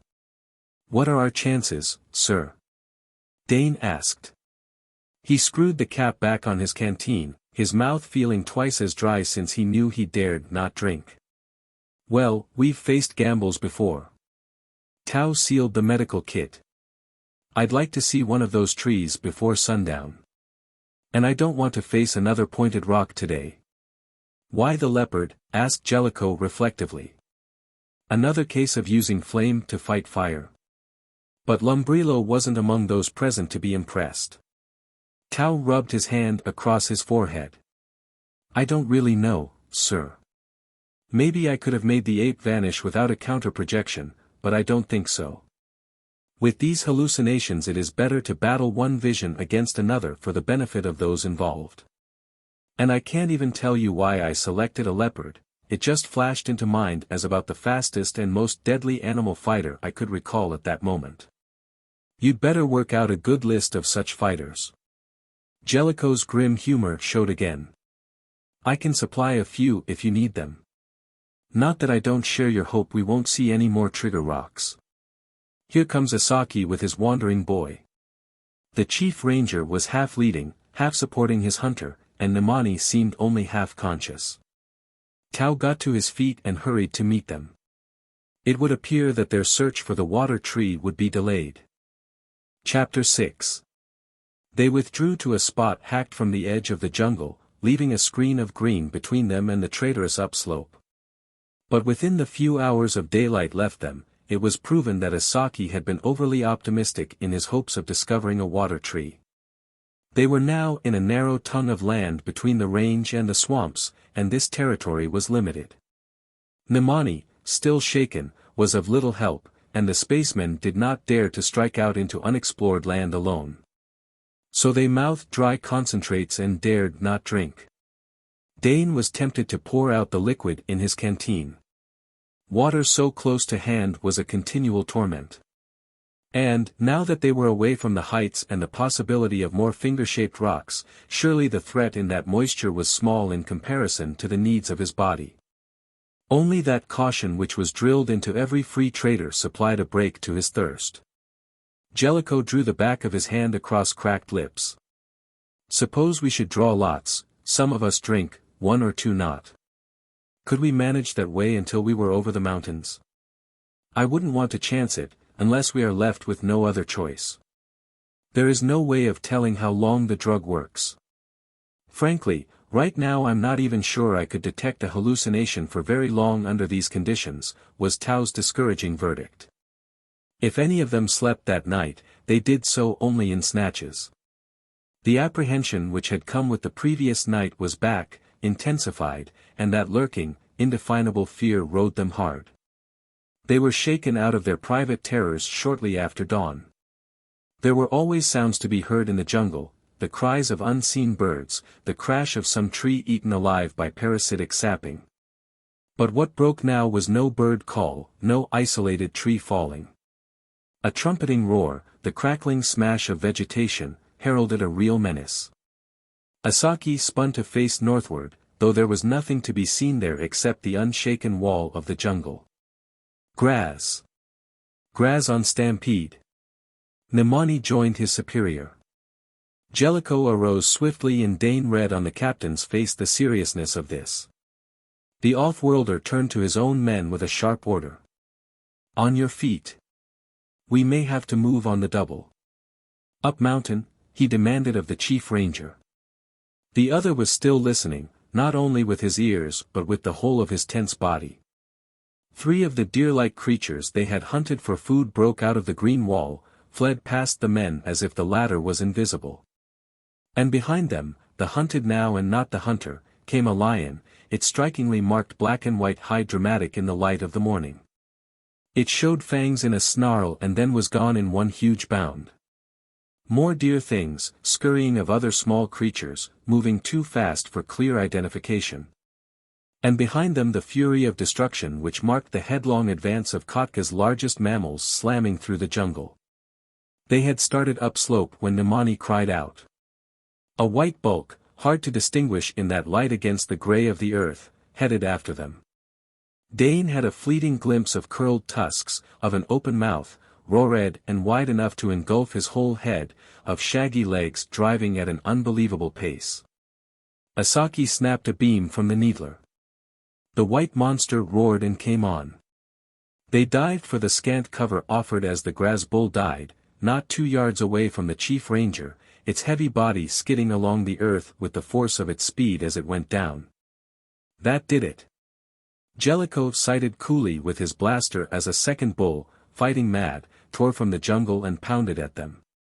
Behind it a third tusked head thrust out of the brush, large eyes searched for an enemy. Dane studied the dead bull, but the animal did not come to life this time. These were not hallucinations. And the malignancy of the rock apes, the cunning of the native Khatkan lion, were pallid things compared to a grass herd on the rampage. The second bull yelped with an almost canine complaint as Jellico's blaster caught it head-on. Blinded, the beast blundered ahead, climbing the mountainside. The third met a ray from Nemani's needler. But the Chief Ranger leaped from behind his sheltering rock to the one where the captain had taken refuge and pulled him into the open. They must not corner us here. Jellico agreed to that. Come on, he barked to Tao and Dane. They fled along a rough way, trying to gain altitude, but finding a rising cliff wall which could not be easily climbed. 2 more Graz went down, one badly wounded, one safely dead. Behind them more white heads came from the brush. What original cause had started the stampede the fugitives could not guess, but now the fear and anger of the animals were centering upon them. And, in spite of their efforts, the party was being herded into a pocket between the jungle below, where the main body of Graz crashed along, and a steep wall. Given time to find the necessary finger and toe holds, a man might climb that wall, but they could not attempt it now.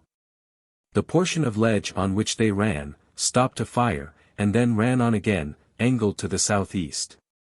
And so they came to its end quickly, a drop ending in a plain of yellow-gray mud studded with clumps of bleached vegetation which led, like stepping stones, toward a tangle of matted, sickly-looking plants and reeds. All right, Tao faced around, what do we do now? Space lift? And using what for wings or jets? As if the Graz could sense that they now had their victims safely cornered, what must have been a goodly segment of the herd hooked their way from the jungle and started up. Puffing, digging in those sturdy legs which had to take the massive weight of their barrel-shaped bodies, they made their way determinedly upgrade. One might almost believe that they had intelligently planned this end for their drive. We go down. Asaki yelled, and used his needler on the leader of that climbing platoon. The Brush Islands, Nemani amended. I show you. He thrust his needler at Jellico and was over the edge of the ledge, hanging by his hands and swinging his weight back and forth like a pendulum. At the upswing of his body to the right, he let go and plunged out, landing half across one of the reed islets. The Khatkan clawed his way to his knees, gained his feet, and leaped for the next bit of solid ground. You, Thorson. Jellico jerked his head at Dane and the younger spaceman holstered his fire ray, slipped gingerly over the drop and prepared to repeat Nemani's feat as best he could. He was not quite as successful with his sidewise swing, landing with only his forearms across the islet. The rest of his body being swiftly embedded in what was ooze covered only with a thin crust of dried matter. The stench of the stuff was sickening, but the fear of being entrapped in it gave him the necessary impetus to push forward. Though what was meant to be a swift half-dive was more of a worm's progress. He grabbed frantically at brittle stems, at coarse grass which cut like knives at his hands. But some of the material held and he lay face down on a lump which did not give under his weight. There was no time to linger, he had to get to the next patch, to free this dubious landing place for the men embattled on the rise above. Stumbling up, Dane judged the distance with a space-trained eye and jumped to a knob Nemani had already quitted. The Khatkan was more than halfway along toward that promise of solid ground which the tangled mass of leprous vegetation led to, zigzagging expertly from islet to islet. There was a crash and a roar behind. Dane balanced on the third of the minute islands to look back. He saw the lash of blaster fire on the top of the cliff, Tao on his knees on the first of their chain of stepping stones. And the Graz sprawled head and forequarters in the sucking muck where it had dived past the 2 defenders above. Needler and blaster fired together again, and then Jellico swung over the cliff rim. Tao waved vigorously and Dane took off for the next islet, just making it by lucky chance. The rest of the journey he took in a rush, trying not to think of anything but the necessity of landing on some spot of firm ground. His last leap of all was too short. So that he went knee-deep in a particularly evil-smelling pool where yellow scum spattered his breeches and he experienced the insidious pull of the bottomless stuff. A stout branch whipped across his shoulder and he caught it. With Nemani's wiry strength on the other end, Dane worked free and sat, white-faced and shivering, on a mat of brush, while the Khatkan hunter turned his attention to the safety of Tao. The next arrival. More fortunate, or more skillful than Dane, the medic made the hop from the last tuft without mishap. But he was blowing heavily as he collapsed beside the other spacemen. Together they watched the progress of their captain. Safe on the second tussock from the shore, Jellico halted, edged carefully around and used the needler Nemani had left with him. A shaggy head tossed and the bull fronting Asaki on the cliff went down. The Chief Ranger dodged quickly to the right and a second beast rushed out and over, to join its mired comrade in the swamp below. As Jellico shot again, the Khatkan slung his needler and went over to gain the first islet. One more Graz was wounded but luckily it hunched about, turning its formidable tusks on those that followed, thus keeping the path clear for its enemies. Jellico was making the journey, sure-footedly, with the Chief Ranger only one hillock behind. Tao sighed. "Someday maybe this will be just another tall tale and we'll all be thought liars when we spout it," he observed. "That is if we survive to tell it. So now which way do we go? If I had my choice it would be up." When Dane pulled himself to his feet and surveyed their small refuge, he was ready to agree to that. For the space, packed with dead and dying vegetable matter until one sank calf-deep, was a triangle with a narrow point running east into the swamp. "They don't give up easily, do they?" Jellico looked back to the shore and the cliff.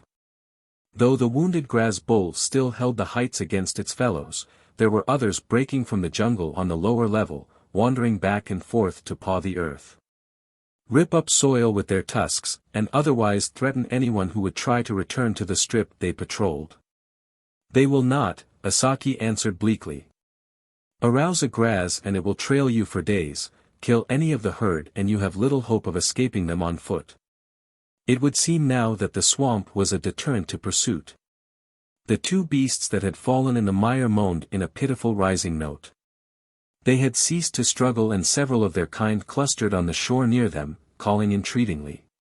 Asaki took careful aim with the needler and put one animal after another out of its misery. But the flash of those shots angered those on shore to a higher pitch of rage. "No going back," he said. "At least not for several days." Tao slapped a black, four-winged insect which had settled on his arm, its jaws wide open for a sampling bite. "We can't very well perch here until they forget all about us," he pointed out. "Not without water we can trust, and with the local wildlife ready to test us for tasty eating." Nemani had prowled along the swampward point of their island, and now he made his report. "There is more high land to the east. Perhaps it will give us a bridge across." At that moment Dane doubted his ability to make any more leaps from island to island. And it would seem Tao shared his discouragement. "I don't suppose you could discourage our friends on shore there with a few more shots?" Asaki shook his head. "We do not have clips enough to settle a whole herd. These might retreat from sight but they would be waiting for us in the bush, and that would mean certain death. We shall have to take the swamp road." If Dane had considered their earlier march misery, this was sheer torture. Since footing was never secure, falls were frequent, and within a quarter hour they were all plastered with evil-smelling slime and mud which hardened to rock consistency when exposed to the air. Painful as this was, it did protect a portion of their bodies from the insects with which the swamp was well stocked. And, in spite of their efforts to find a way out, the only possible paths led them deeper into the center of the unexplored morass. At last Asaki called a halt and a council to consider retreat. To locate an island from which they could at least watch the shore appealed very strongly indeed. "We have to have water." Tao's voice was a harsh croak, issuing out of a mask of green mud festooned with trailing weeds. "This ground is rising." Asaki smacked the stock of his needler against the surface on which he crouched. "I think perhaps there may be clean land soon to come." Jellico hitched his way up a sapling, now bending under his weight. Through the vision lenses he studied the route ahead. "You're right about that," he called to the Chief Ranger. "There's a showing of the right sort of green to the left, about half a mile on. And," he glanced about at the westering sun, "we have about an hour yet of good light in which to make it. I wouldn't try such a run after dark." That promise of green bolstered their weary spirits for a last exhausting effort. Once again they were faced with a series of islet leaps, and now they carried with them brush culled from the bigger tussocks to aid in times of need. When Dane scrambled up the last pull, staggered, and went down to his knees again, he knew he was done. He did not even move at an excited cry from Nemani, echoed a moment later by Asaki. It was not until the latter leaned over him, a canteen open in his hand, that Dane aroused a little. "Drink," the Khatkan urged. "We have found a water tree. This is fresh." The liquid might have been fresh, but it also had a peculiar taste, which Dane did not note until he had gulped down a generous swallow. At that moment he was past caring about anything but the fact that he did have a portion of drinkable stuff in hand. Here the stunted, unnatural growth of the swamplands had given way to the more normal vegetation of the jungle-clad lowlands. Had they come clear across the swamp, Dane wondered dully, or was this only a large island in the midst of the stinking boglands? He drank again and regained strength enough to crawl to where his shipmates lay. It was some time before he was interested in much besides the fact that he could drink when he wished. Then he watched Jellico waver to his feet, his head turned eastward. Tao, too, sat up as if alerted by the Queen's alarm buzzer. The Khatkans were gone, perhaps back to the water tree. But all three of the spacemen heard that sound, a far-off throbbing rhythm which was a vibration as well. Jellico looked to Tao. "Drums? Could be." The medic screwed the cap back on his canteen. "I'd say we have company, only I'd like to know what kind." They might have been mistaken about the drums, but none of them could have been mistaken about the bolt which came out of nowhere to slice through a tree trunk as a knife might slash wet clay. Blaster, and a particular type of blaster. Patrol issue.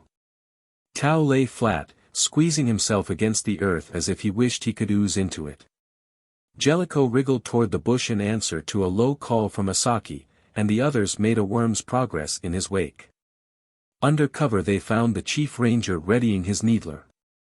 "Poacher camp here," he explained bleakly. "And they know about us." "A perfect end to a stinking day," remarked Tao dispassionately. "We might have guessed something of this sort was waiting." He tried to rub away some of the dried clay coating his chin. "But do poachers use drums?" The Chief Ranger scowled. "That is what Nemani has gone to find out." Chapter 7. Darkness closed in while they waited for Nemani's return. There had been no further attack from the blaster wielder, perhaps he was only trying to pin them down where they were. Out over the swamp, weird patches of phosphorescence moved in small ghostly clouds. And bright dots of insects with their own built-in lighting systems flashed spark fashion or sailed serenely on regular flight plans. At night the wonder of the place was far removed from the squalid reality of the day. They chewed on their rations, drank sparingly of the water, and tried to keep alert to any sight or sound. That monotonous undertone, which might or might not be drums, continued as a basic hum to the noises of the night, drowned out at intervals by a splash, a mutter or cry from some swamp creature. Beside Dane, Jellico stiffened, moved his blaster, as someone wriggled through the brush, trilling softly. "Off-worlders," Nemani reported in gasps to Asaki, "and outlaws, too. They make a hunting sing, tomorrow they march for a killing." Asaki rested his chin on his broad forearm. "Outlaws? They show no lord's badge. But each I saw wears a bracelet of 3, 5, or 10 tails. They are trackers indeed, and hunters of the best. They have huts. Not so. There are no dwellers in the inner's courts here. Out of habit Nemani used the polite term for the women of his race. I would say they tarry only for the space of a hunt. And on the boots of one I saw salt crust." "Salt crust?" Asaki snapped and half arose. "So that is the type of lure they use. There must be a saline mire near here to pull game. How many off-worlders?" Jellico broke in. 3 who are hunters, 1 who is different." "How different?" questioned Asaki. "He wears upon his body garments which are strange. On his head a round covering such as we see upon the off-worlders of the ships." "A spaceman." Asaki laughed harshly. "Why not? They must have some method of transporting their hides." You can't tell me, Jellico returned, that anyone is able to set a ship down in this muck. It would simply be buried for all time. But, Captain, what type of a spaceport does a free trader need? Do you not planet your own ship on worlds where there are no waiting cradles, no fitter shops, none of the conveniences such as Mark the Field Combined maintains on Xecho? Of course I do. But one does need a reasonably smooth stretch of territory, open enough so the tail flames won't start a forest fire. You don't ever ride a tail pushed down in a swamp. Which testifies to a trail out of here, fairly well traveled, and some kind of a usable landing space not too far away, Asaki replied. And that could very well serve us. But they know we are here, Tao pointed out. It was Nemani's turn to laugh. Man from the stars, there is no trail so well hidden that a ranger of the preserves cannot nose it out. Nor any hunter, be he a 2 or 5 bracelet veteran, who can keep pinned down a determined man of the forest service. Dane lost interest in the argument at that moment. He was at the edge of their line, the nearest to the swamp, and he had been watching patches of ghostly light flitting above the rank water weeds. For the past few moments those wisps of faded radiance had been gathering into a growing anthropomorphic blot hanging over the morass several yards away. And the misty outlines were now assuming more concrete shape. He watched, unable to believe in what he was seeing. At first the general outline, non-defined as it was, made him think of a rock ape. But there were no pointed ears above the round skull, no snout on the visage turned in profile toward him. More and more patches of swamp luminescence were drawn to that glowing figure. What balanced there now, as if walking the treacherous surface of the swampland, was no animal. It was a man, or the semblance of one, a small, thin man, a man he had seen once before, on the terrace of Asaki's mountain fortress. The thing stood almost complete, its head cocked in what was an attitude of listening. Lumbrilo. Dane identified it, still knowing that the witch doctor could not be standing there listening for them. But, to shake him still farther, the head turned at his cry. Only there were no eyes, no features on the white expanse which should have been a face. And somehow that made the monster more menacing, convincing Dane against sane logic that the thing was spying on them. Demon. That was Nemani. And over his sudden quaver, robbed of all the confidence which had been there only moments earlier, came Asaki's demand. What stands there, medic? Tell us that. A whip to drive us out of hiding, sir. As you know as well as I. If Nemani spied upon them, then they have spied upon us in turn. And this, I think, also answers another question. If there is a canker of trouble on Khatka, then Lumbrilo is close to its root. Nemani. The Chief Ranger's voice was the crack of a lash. Will you forget again that you are a man, and run crying for shelter against a shaft of light? As this off-world medic says, Lumbrilo fashioned such as that to drive us into our enemy's hands. The shadow thing in the swamp moved, putting its foot forward on surface which would not bear the weight of a human body, taking a deliberate step and then another. Heading for the concealing brush where the fugitives lay. Can you get rid of it, Tao? Jellico asked in his usual crisp voice. He might have been inquiring about some problem aboard the Queen. I'd rather get at the source. There was a grim note in the medic's reply. And to do that I want to look at their camp. Well enough. Asaki crept back in the brush. The ghost of that which was not a man had reached the shore of the island, stood there, its blank head turned toward them. Weird as it was, now that the first shock of sighting it was over, the spacemen could accept and dismiss it as they had not been so able to dismiss the phantom rock ape. If that thing was sent to drive us, Dane ventured, wouldn't we be playing their game by going inland now? The Chief Ranger did not pause in his crawl to the left. I think not. They do not expect us to arrive with our wits about us. Panic-stricken men are easy to pull down. This time Lumbrilo has overreached himself. Had he not played that game with the rock ape, he might have been able to stampede us now. Though the white thing continued to move inland, it did not change course to fall in behind them on the new route. Whatever it was, it did not possess a mind. There was a rustling, faint but distinguishable. Then Dane caught Nemani's whisper. The one left to watch the inland trail does so no longer. We need not fear an alarm from him. Also, here is another blaster for our use. Away from the open by the swamp, the gloom was deeper. Dane was guided only by the noises of the less experienced Jellico and Tau made in their progress. They edged down into a small cut, floored with reeds and mud, where some of the moisture from the soggy land about them gathered into a half-pool. Straight through this swale the Khatkan set course. The drum beat grew louder. Now there was a glow against the dark, fire ahead. Dane squirmed forward and at last gained a vantage point from which to survey the poachers' camp.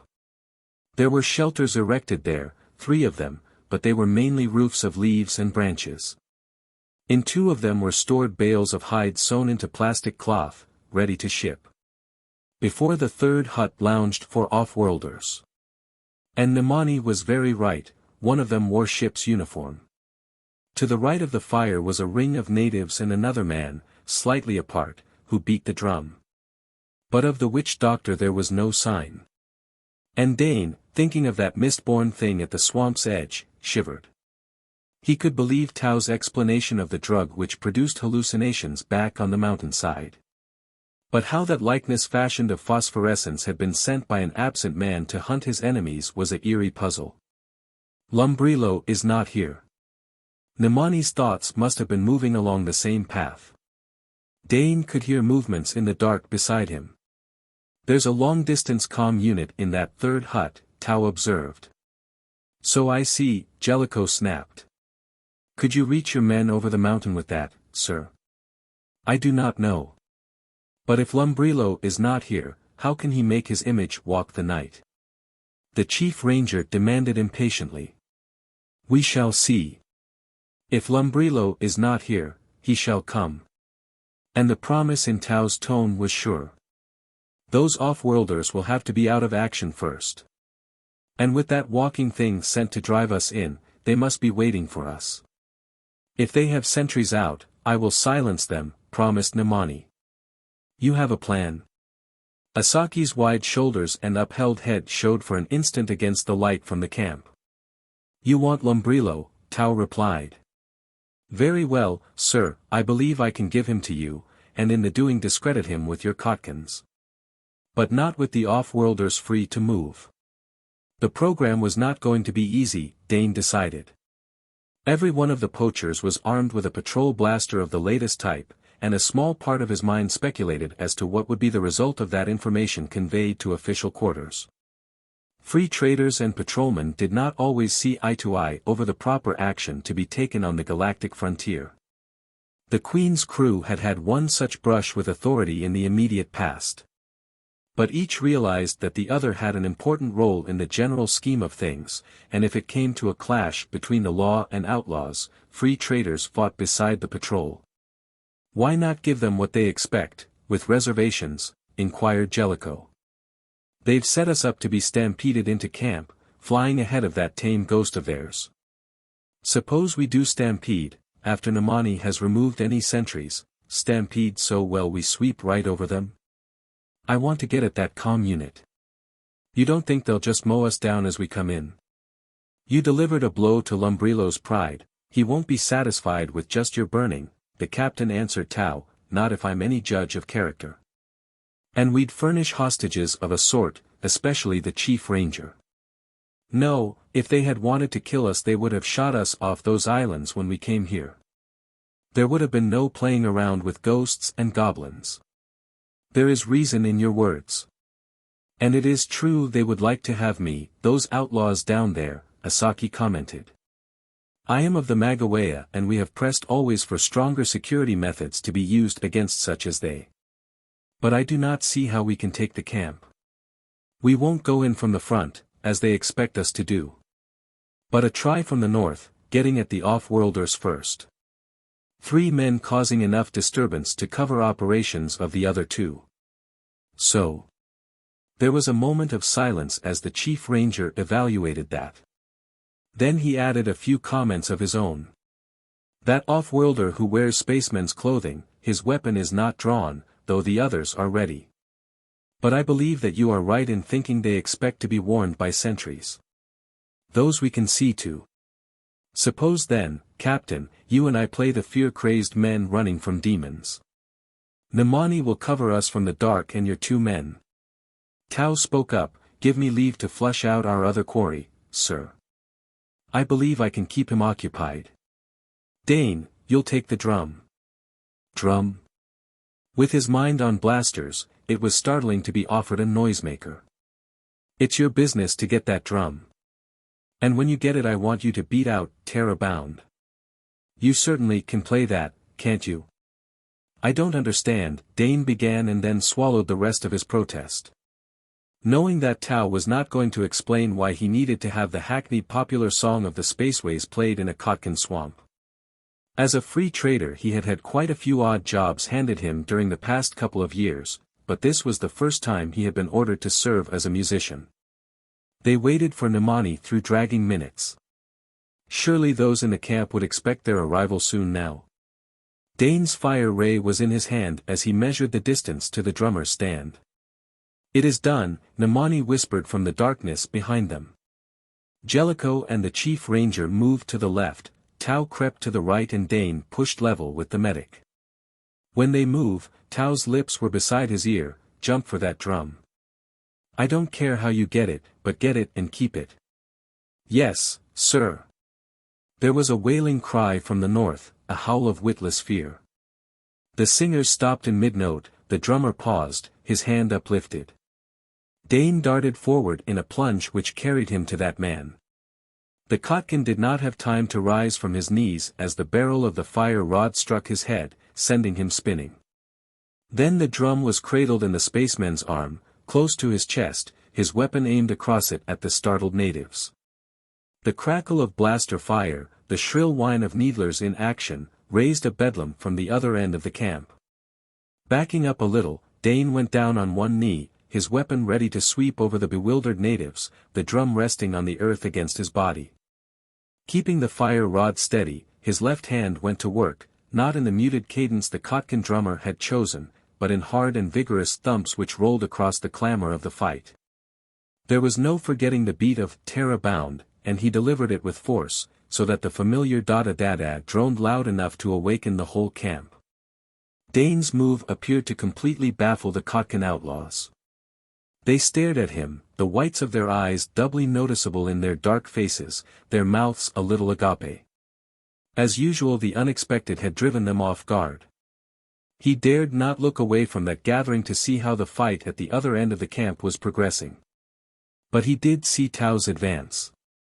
The medic came into the light of the fire, not with his ordinary loose-limbed spaceman stride, but mincingly, with a dancing step, and he was singing to the drum beat of Terra Bound. Dane could not understand the words, but he knew that they patterned in and out of the drum beats, weaving a net between singer and listeners as Lumbrilo had woven his net on the mountain terrace. Tao had them. Had every one of the native outlaws ensnared, so that Dane rested his weapon across his knee and took up the lower beat with the fingers of his right hand as well. Da-da-da-da. The innocuous repetitive refrain of the original song which had been repeating itself in his mind faded, and somehow he caught the menace in the new words Tao was mouthing. Twice the medic shuffled about a circle of his own making.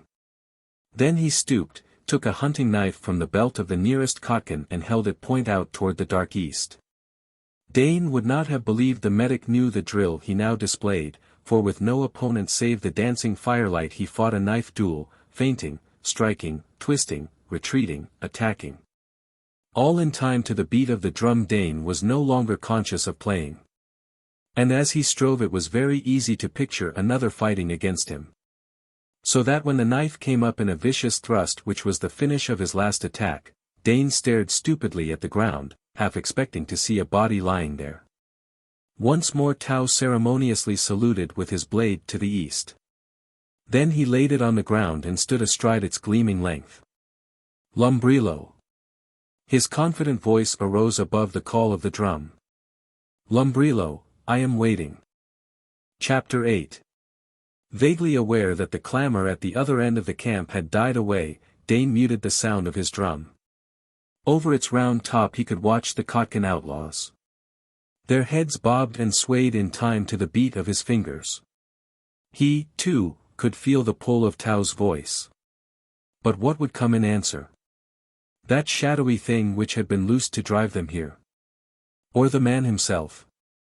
To Dane, the ruddy light of the fire dimmed, yet there was no actual dying of those flames which coiled and thrust around the wood. And the acrid scent of burning was thick. How much of what followed was real, how much the product of his tense nerves, Dane was never afterwards able to tell. In fact, whether all the witnesses there saw the same sights could be questioned. Did each man, Khatkan and off-worlder, see only what his particular set of emotions and memories dictated? Something swept in from the east, something which was not as tangible as the creature born of swamp mist. Rather it came as an unseen menace to the fire, and all that fire signifies to humankind, security, comradeship, a weapon against the age-old forces of the dangerous night. Was that threat, too, only in their minds? Or had Lumbrilo some power to so shape his hatred? The unseen was cold. It sapped a man's strength, bit at his brain, weighted his hands and feet, weakened him. It strove to soften him into clay another could remold. Nothingness, darkness, all that was opposed to life and warmth and reality, arose in the night, gathered together against them. Yet still Tao fronted that invisible wave, his head high. And between his sturdily planted feet the knife gleamed bright with a radiance of its own. Ah! Tao's voice curled out, to pierce that creeping menace. Then he was singing again, the cadence of his unknown words rising a little above the pattern wrought by the drum. Dane forced his heavy hands to continue the beat, his wrists to rise and fall in defiance of that which crept to eat their strength and make them less than men. Lumbrilo. I, Tao, of another star, another sky, another world, bid you come forth and range your power against mine. Now there was a sharper note in that demand, the snap of an order. He was answered by another wave of the black negation, stronger, rolling up to smash them down, as a wave in the heavy surf of a wild ocean pounds its force against the beach. This time Dane thought he could see that dark mass. He tore his eyes away before it took on substance, concentrating on the movements of his hands against the drum head, refusing to believe that hammer of power was rising to flatten them all. He had heard Tao describe such things in the past. But told in familiar quarters on board the Queen, such experiences were only stories. Here was danger unleashed. Yet the medic stood unbowed as the wave broke upon him in full. And, advancing under the crest of that lick of destruction, came its controller. This was no ghost drawn from the materials of the swamp, this was a man, walking quietly, his hands as empty as Tao's, yet grasping weapons none of them could see. In the firelight, as the wave receded sullenly, men moaned, lay face down upon the ground, beat their hands feebly against the earth. But, as Lumbrilo came on from the shadows, one of them got to his hands and knees, moving with small tortured jerks. He crawled toward Tao, his head lolling on his shoulders as the head of the dead rock ape had done. Dane patted the drum with one hand while, with the other, he groped for his fire ray. He tried to shout in warning and found that he could not utter a sound. Tao's arm moved, raised from his side, made a circling motion. The creeping man, his eyes rolled up in his head until only the whites gleamed blindly in the limited light, followed that gesture. He drew level with the medic, passed beyond toward Lumbrilo, whining as a hound prevented from obeying his master might lament. So be it, Lumbrilo, Tao said. This is between you and me. Or do you not dare to risk your power against mine? Is Lumbrilo so weak a one that he must send another to do his will? Raising both hands again the medic brought them down, curling inward, until he stooped and touched them to the ground. When he straightened once again the knife was in his grasp and he tossed it behind him. The smoke from the fire swirled out in a long tongue, coiled about Lumbrilo and was gone. A black and white beast stood where the man had been, its tufted tail lashing, its muzzle a mask of snarling hate and bloodlust. But Tao met that transformation with laughter which was like the lash of a whip. We both be men, you and I, Lumbrilo. Meet me as a man and keep those trickeries for those who have not the clear sight. A child plays as a child, so, Tao's voice came in a rumble, but Tao was gone. The huge, hairy thing which swayed in his place turned a gorilla's beast visage to his enemy. For a breathless moment Terran ape confronted Khatkan lion. Then the spaceman was himself again. The time for games is over, man of Khatka. You have tried to hunt us to our deaths, have you not? Therefore death shall be the portion of the loser now. Lion vanished, man stood watching, alertly, as swordsman might face swordsman with a blood feud lying on their blades. To Dane's eyes the Khatkan made no move. Yet the fire leaped high, as if freshly fed, and flames burst from the wood, flew into the air, red and perilous birds. Darting at Tao until they outlined him from the ground under his boots to an arch over his head. They united and spun faster until Dane, watching with dazzled eyes, saw the wheel become a blur of light, hiding Tao within its fiery core.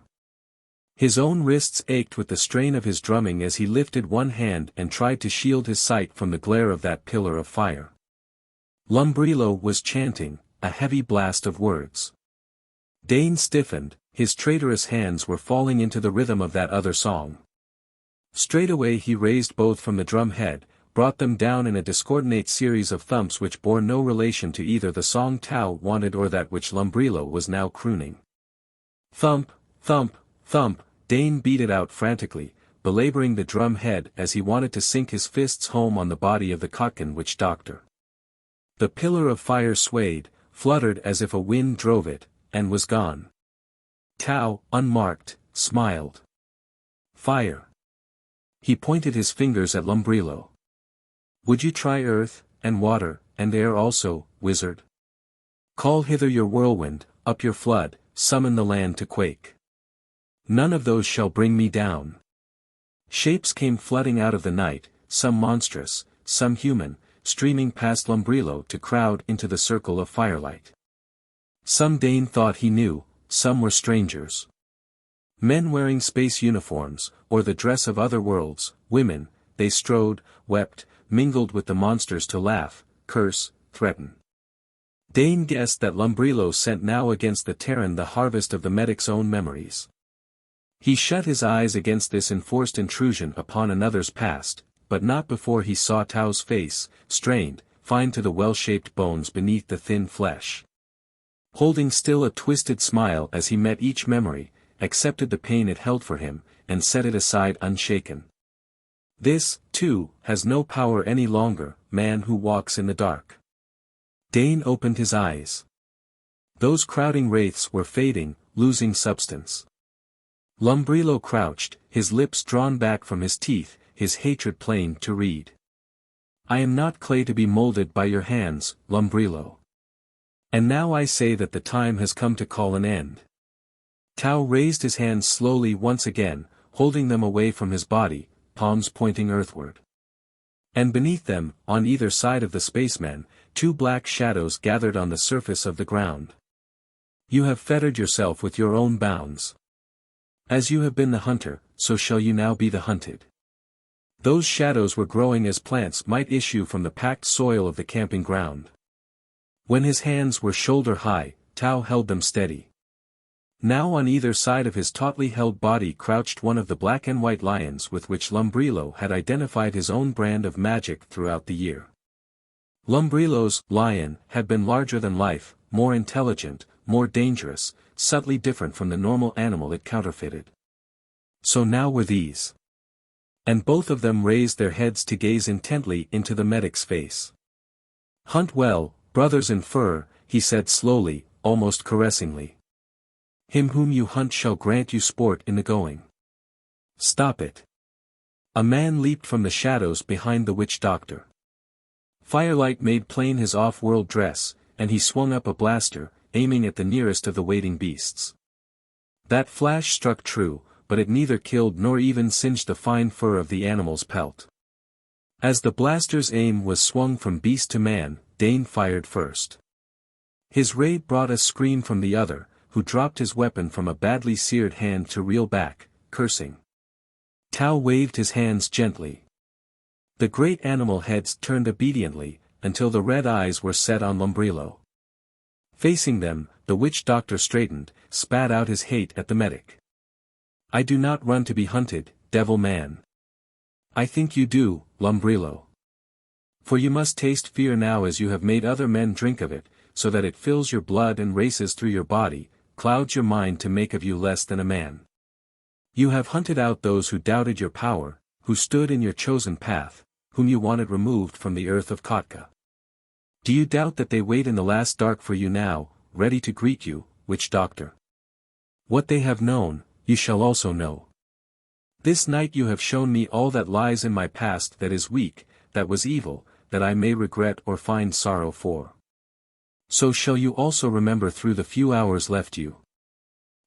You shall run, Lumbrilo. As he spoke, Tao approached the other, the two black and white hunters pacing beside him. Now he stooped and caught up a pinch of soil and spat upon it 3 times. Then he threw the tiny clod of earth at the witch doctor. It struck Lumbrilo just above the heart and the man reeled under what might have been a murderous blow. The Khatkan broke then, completely. With a wailing cry he whirled and ran, crashing into the brush as one who runs blindly and without hope. Behind him the 2 beasts leaped noiselessly together and all 3 were gone. Tao swayed, put his hand to his head. Dane kicked away the drum, arose from his cramped position stiffly to go to him. But the medic was not yet done. He returned to stand over the prostrate native hunters and he clapped his hands sharply. You are men, and you shall act as men henceforth. That which was, is no longer. Stand free, for the dark power follows him who misused it, and fear no longer eats from your basins, drinks from your cups, or lies beside you on the sleep mats. Tao. Jellico's shout reached them over the cries of the rousing Khatkans. But Dane was there first, catching the medic before he slumped to the ground. But he was dragged with that dead weight until he sat with the medic's head on his shoulder, the other's body resting heavily against him.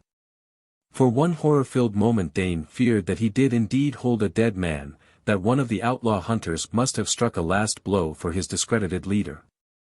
Then Tao sighed and began to breathe deeply. Dane glanced up, amazed, at the captain.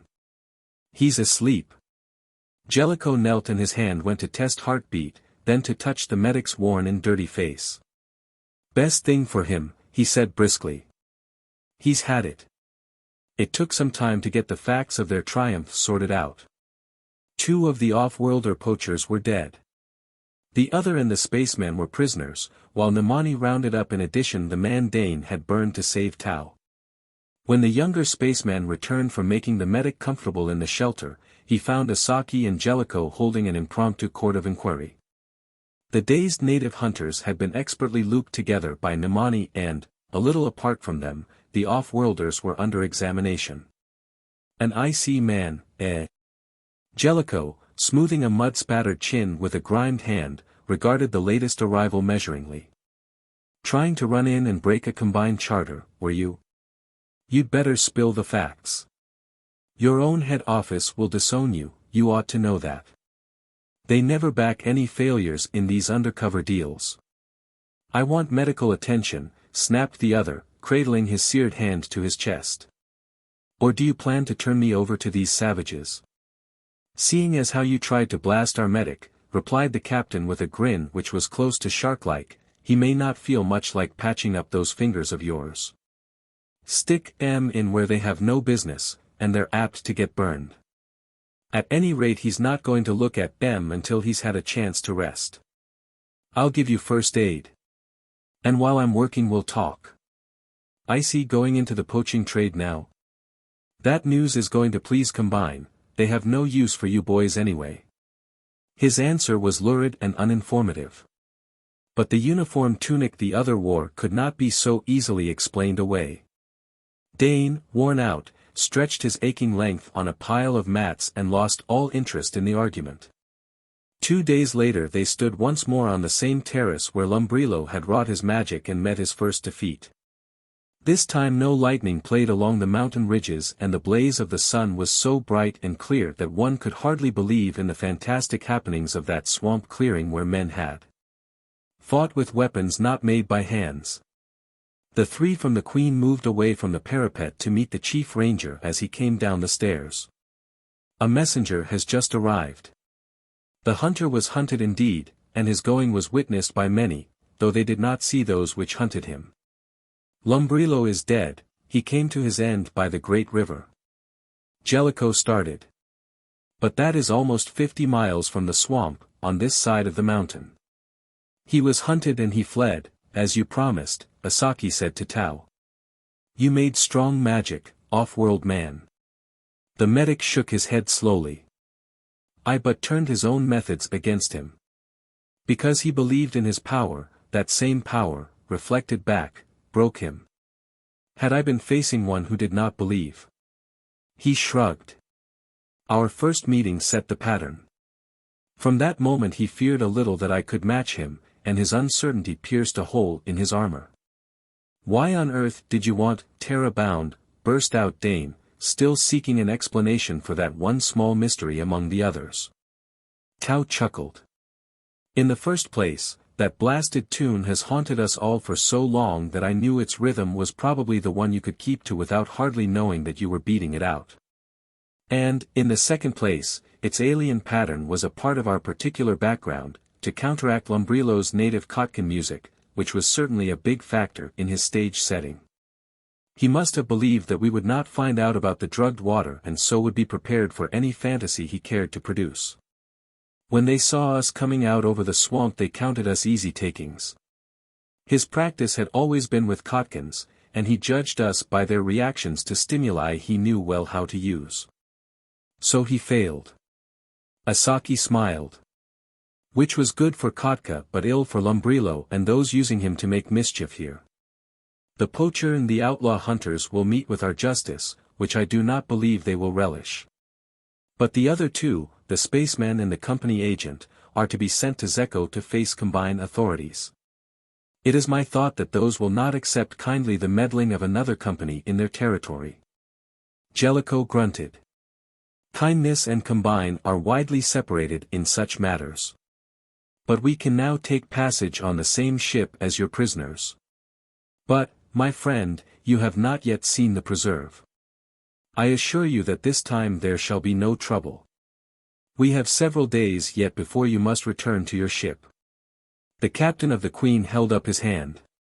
Nothing would give me greater pleasure than to inspect the Zaboro Preserve, sir, next year. As it is, my holiday is over and the Queen is waiting for us on Xecho. Also, permit me to send you some tapes dealing with the newest types of flitters, guaranteed against flight failures. Yes, guaranteed, Tao added guilelessly, not to break down, lose course, or otherwise disrupt a pleasant excursion. The Chief Ranger threw back his head and his deep-chested laughter was echoed from the heights above them. Very well, Captain. Your mail run will bring you back to Xecho at intervals. Meanwhile I shall study your sales tapes concerning the non-expendable flitters. But you shall visit Zaboro, and pleasantly, very pleasantly, I assure you, Medic Tao. I wonder, Tao muttered and Dane heard. Just now the quiet of deep space is a far, far more entrancing proposition.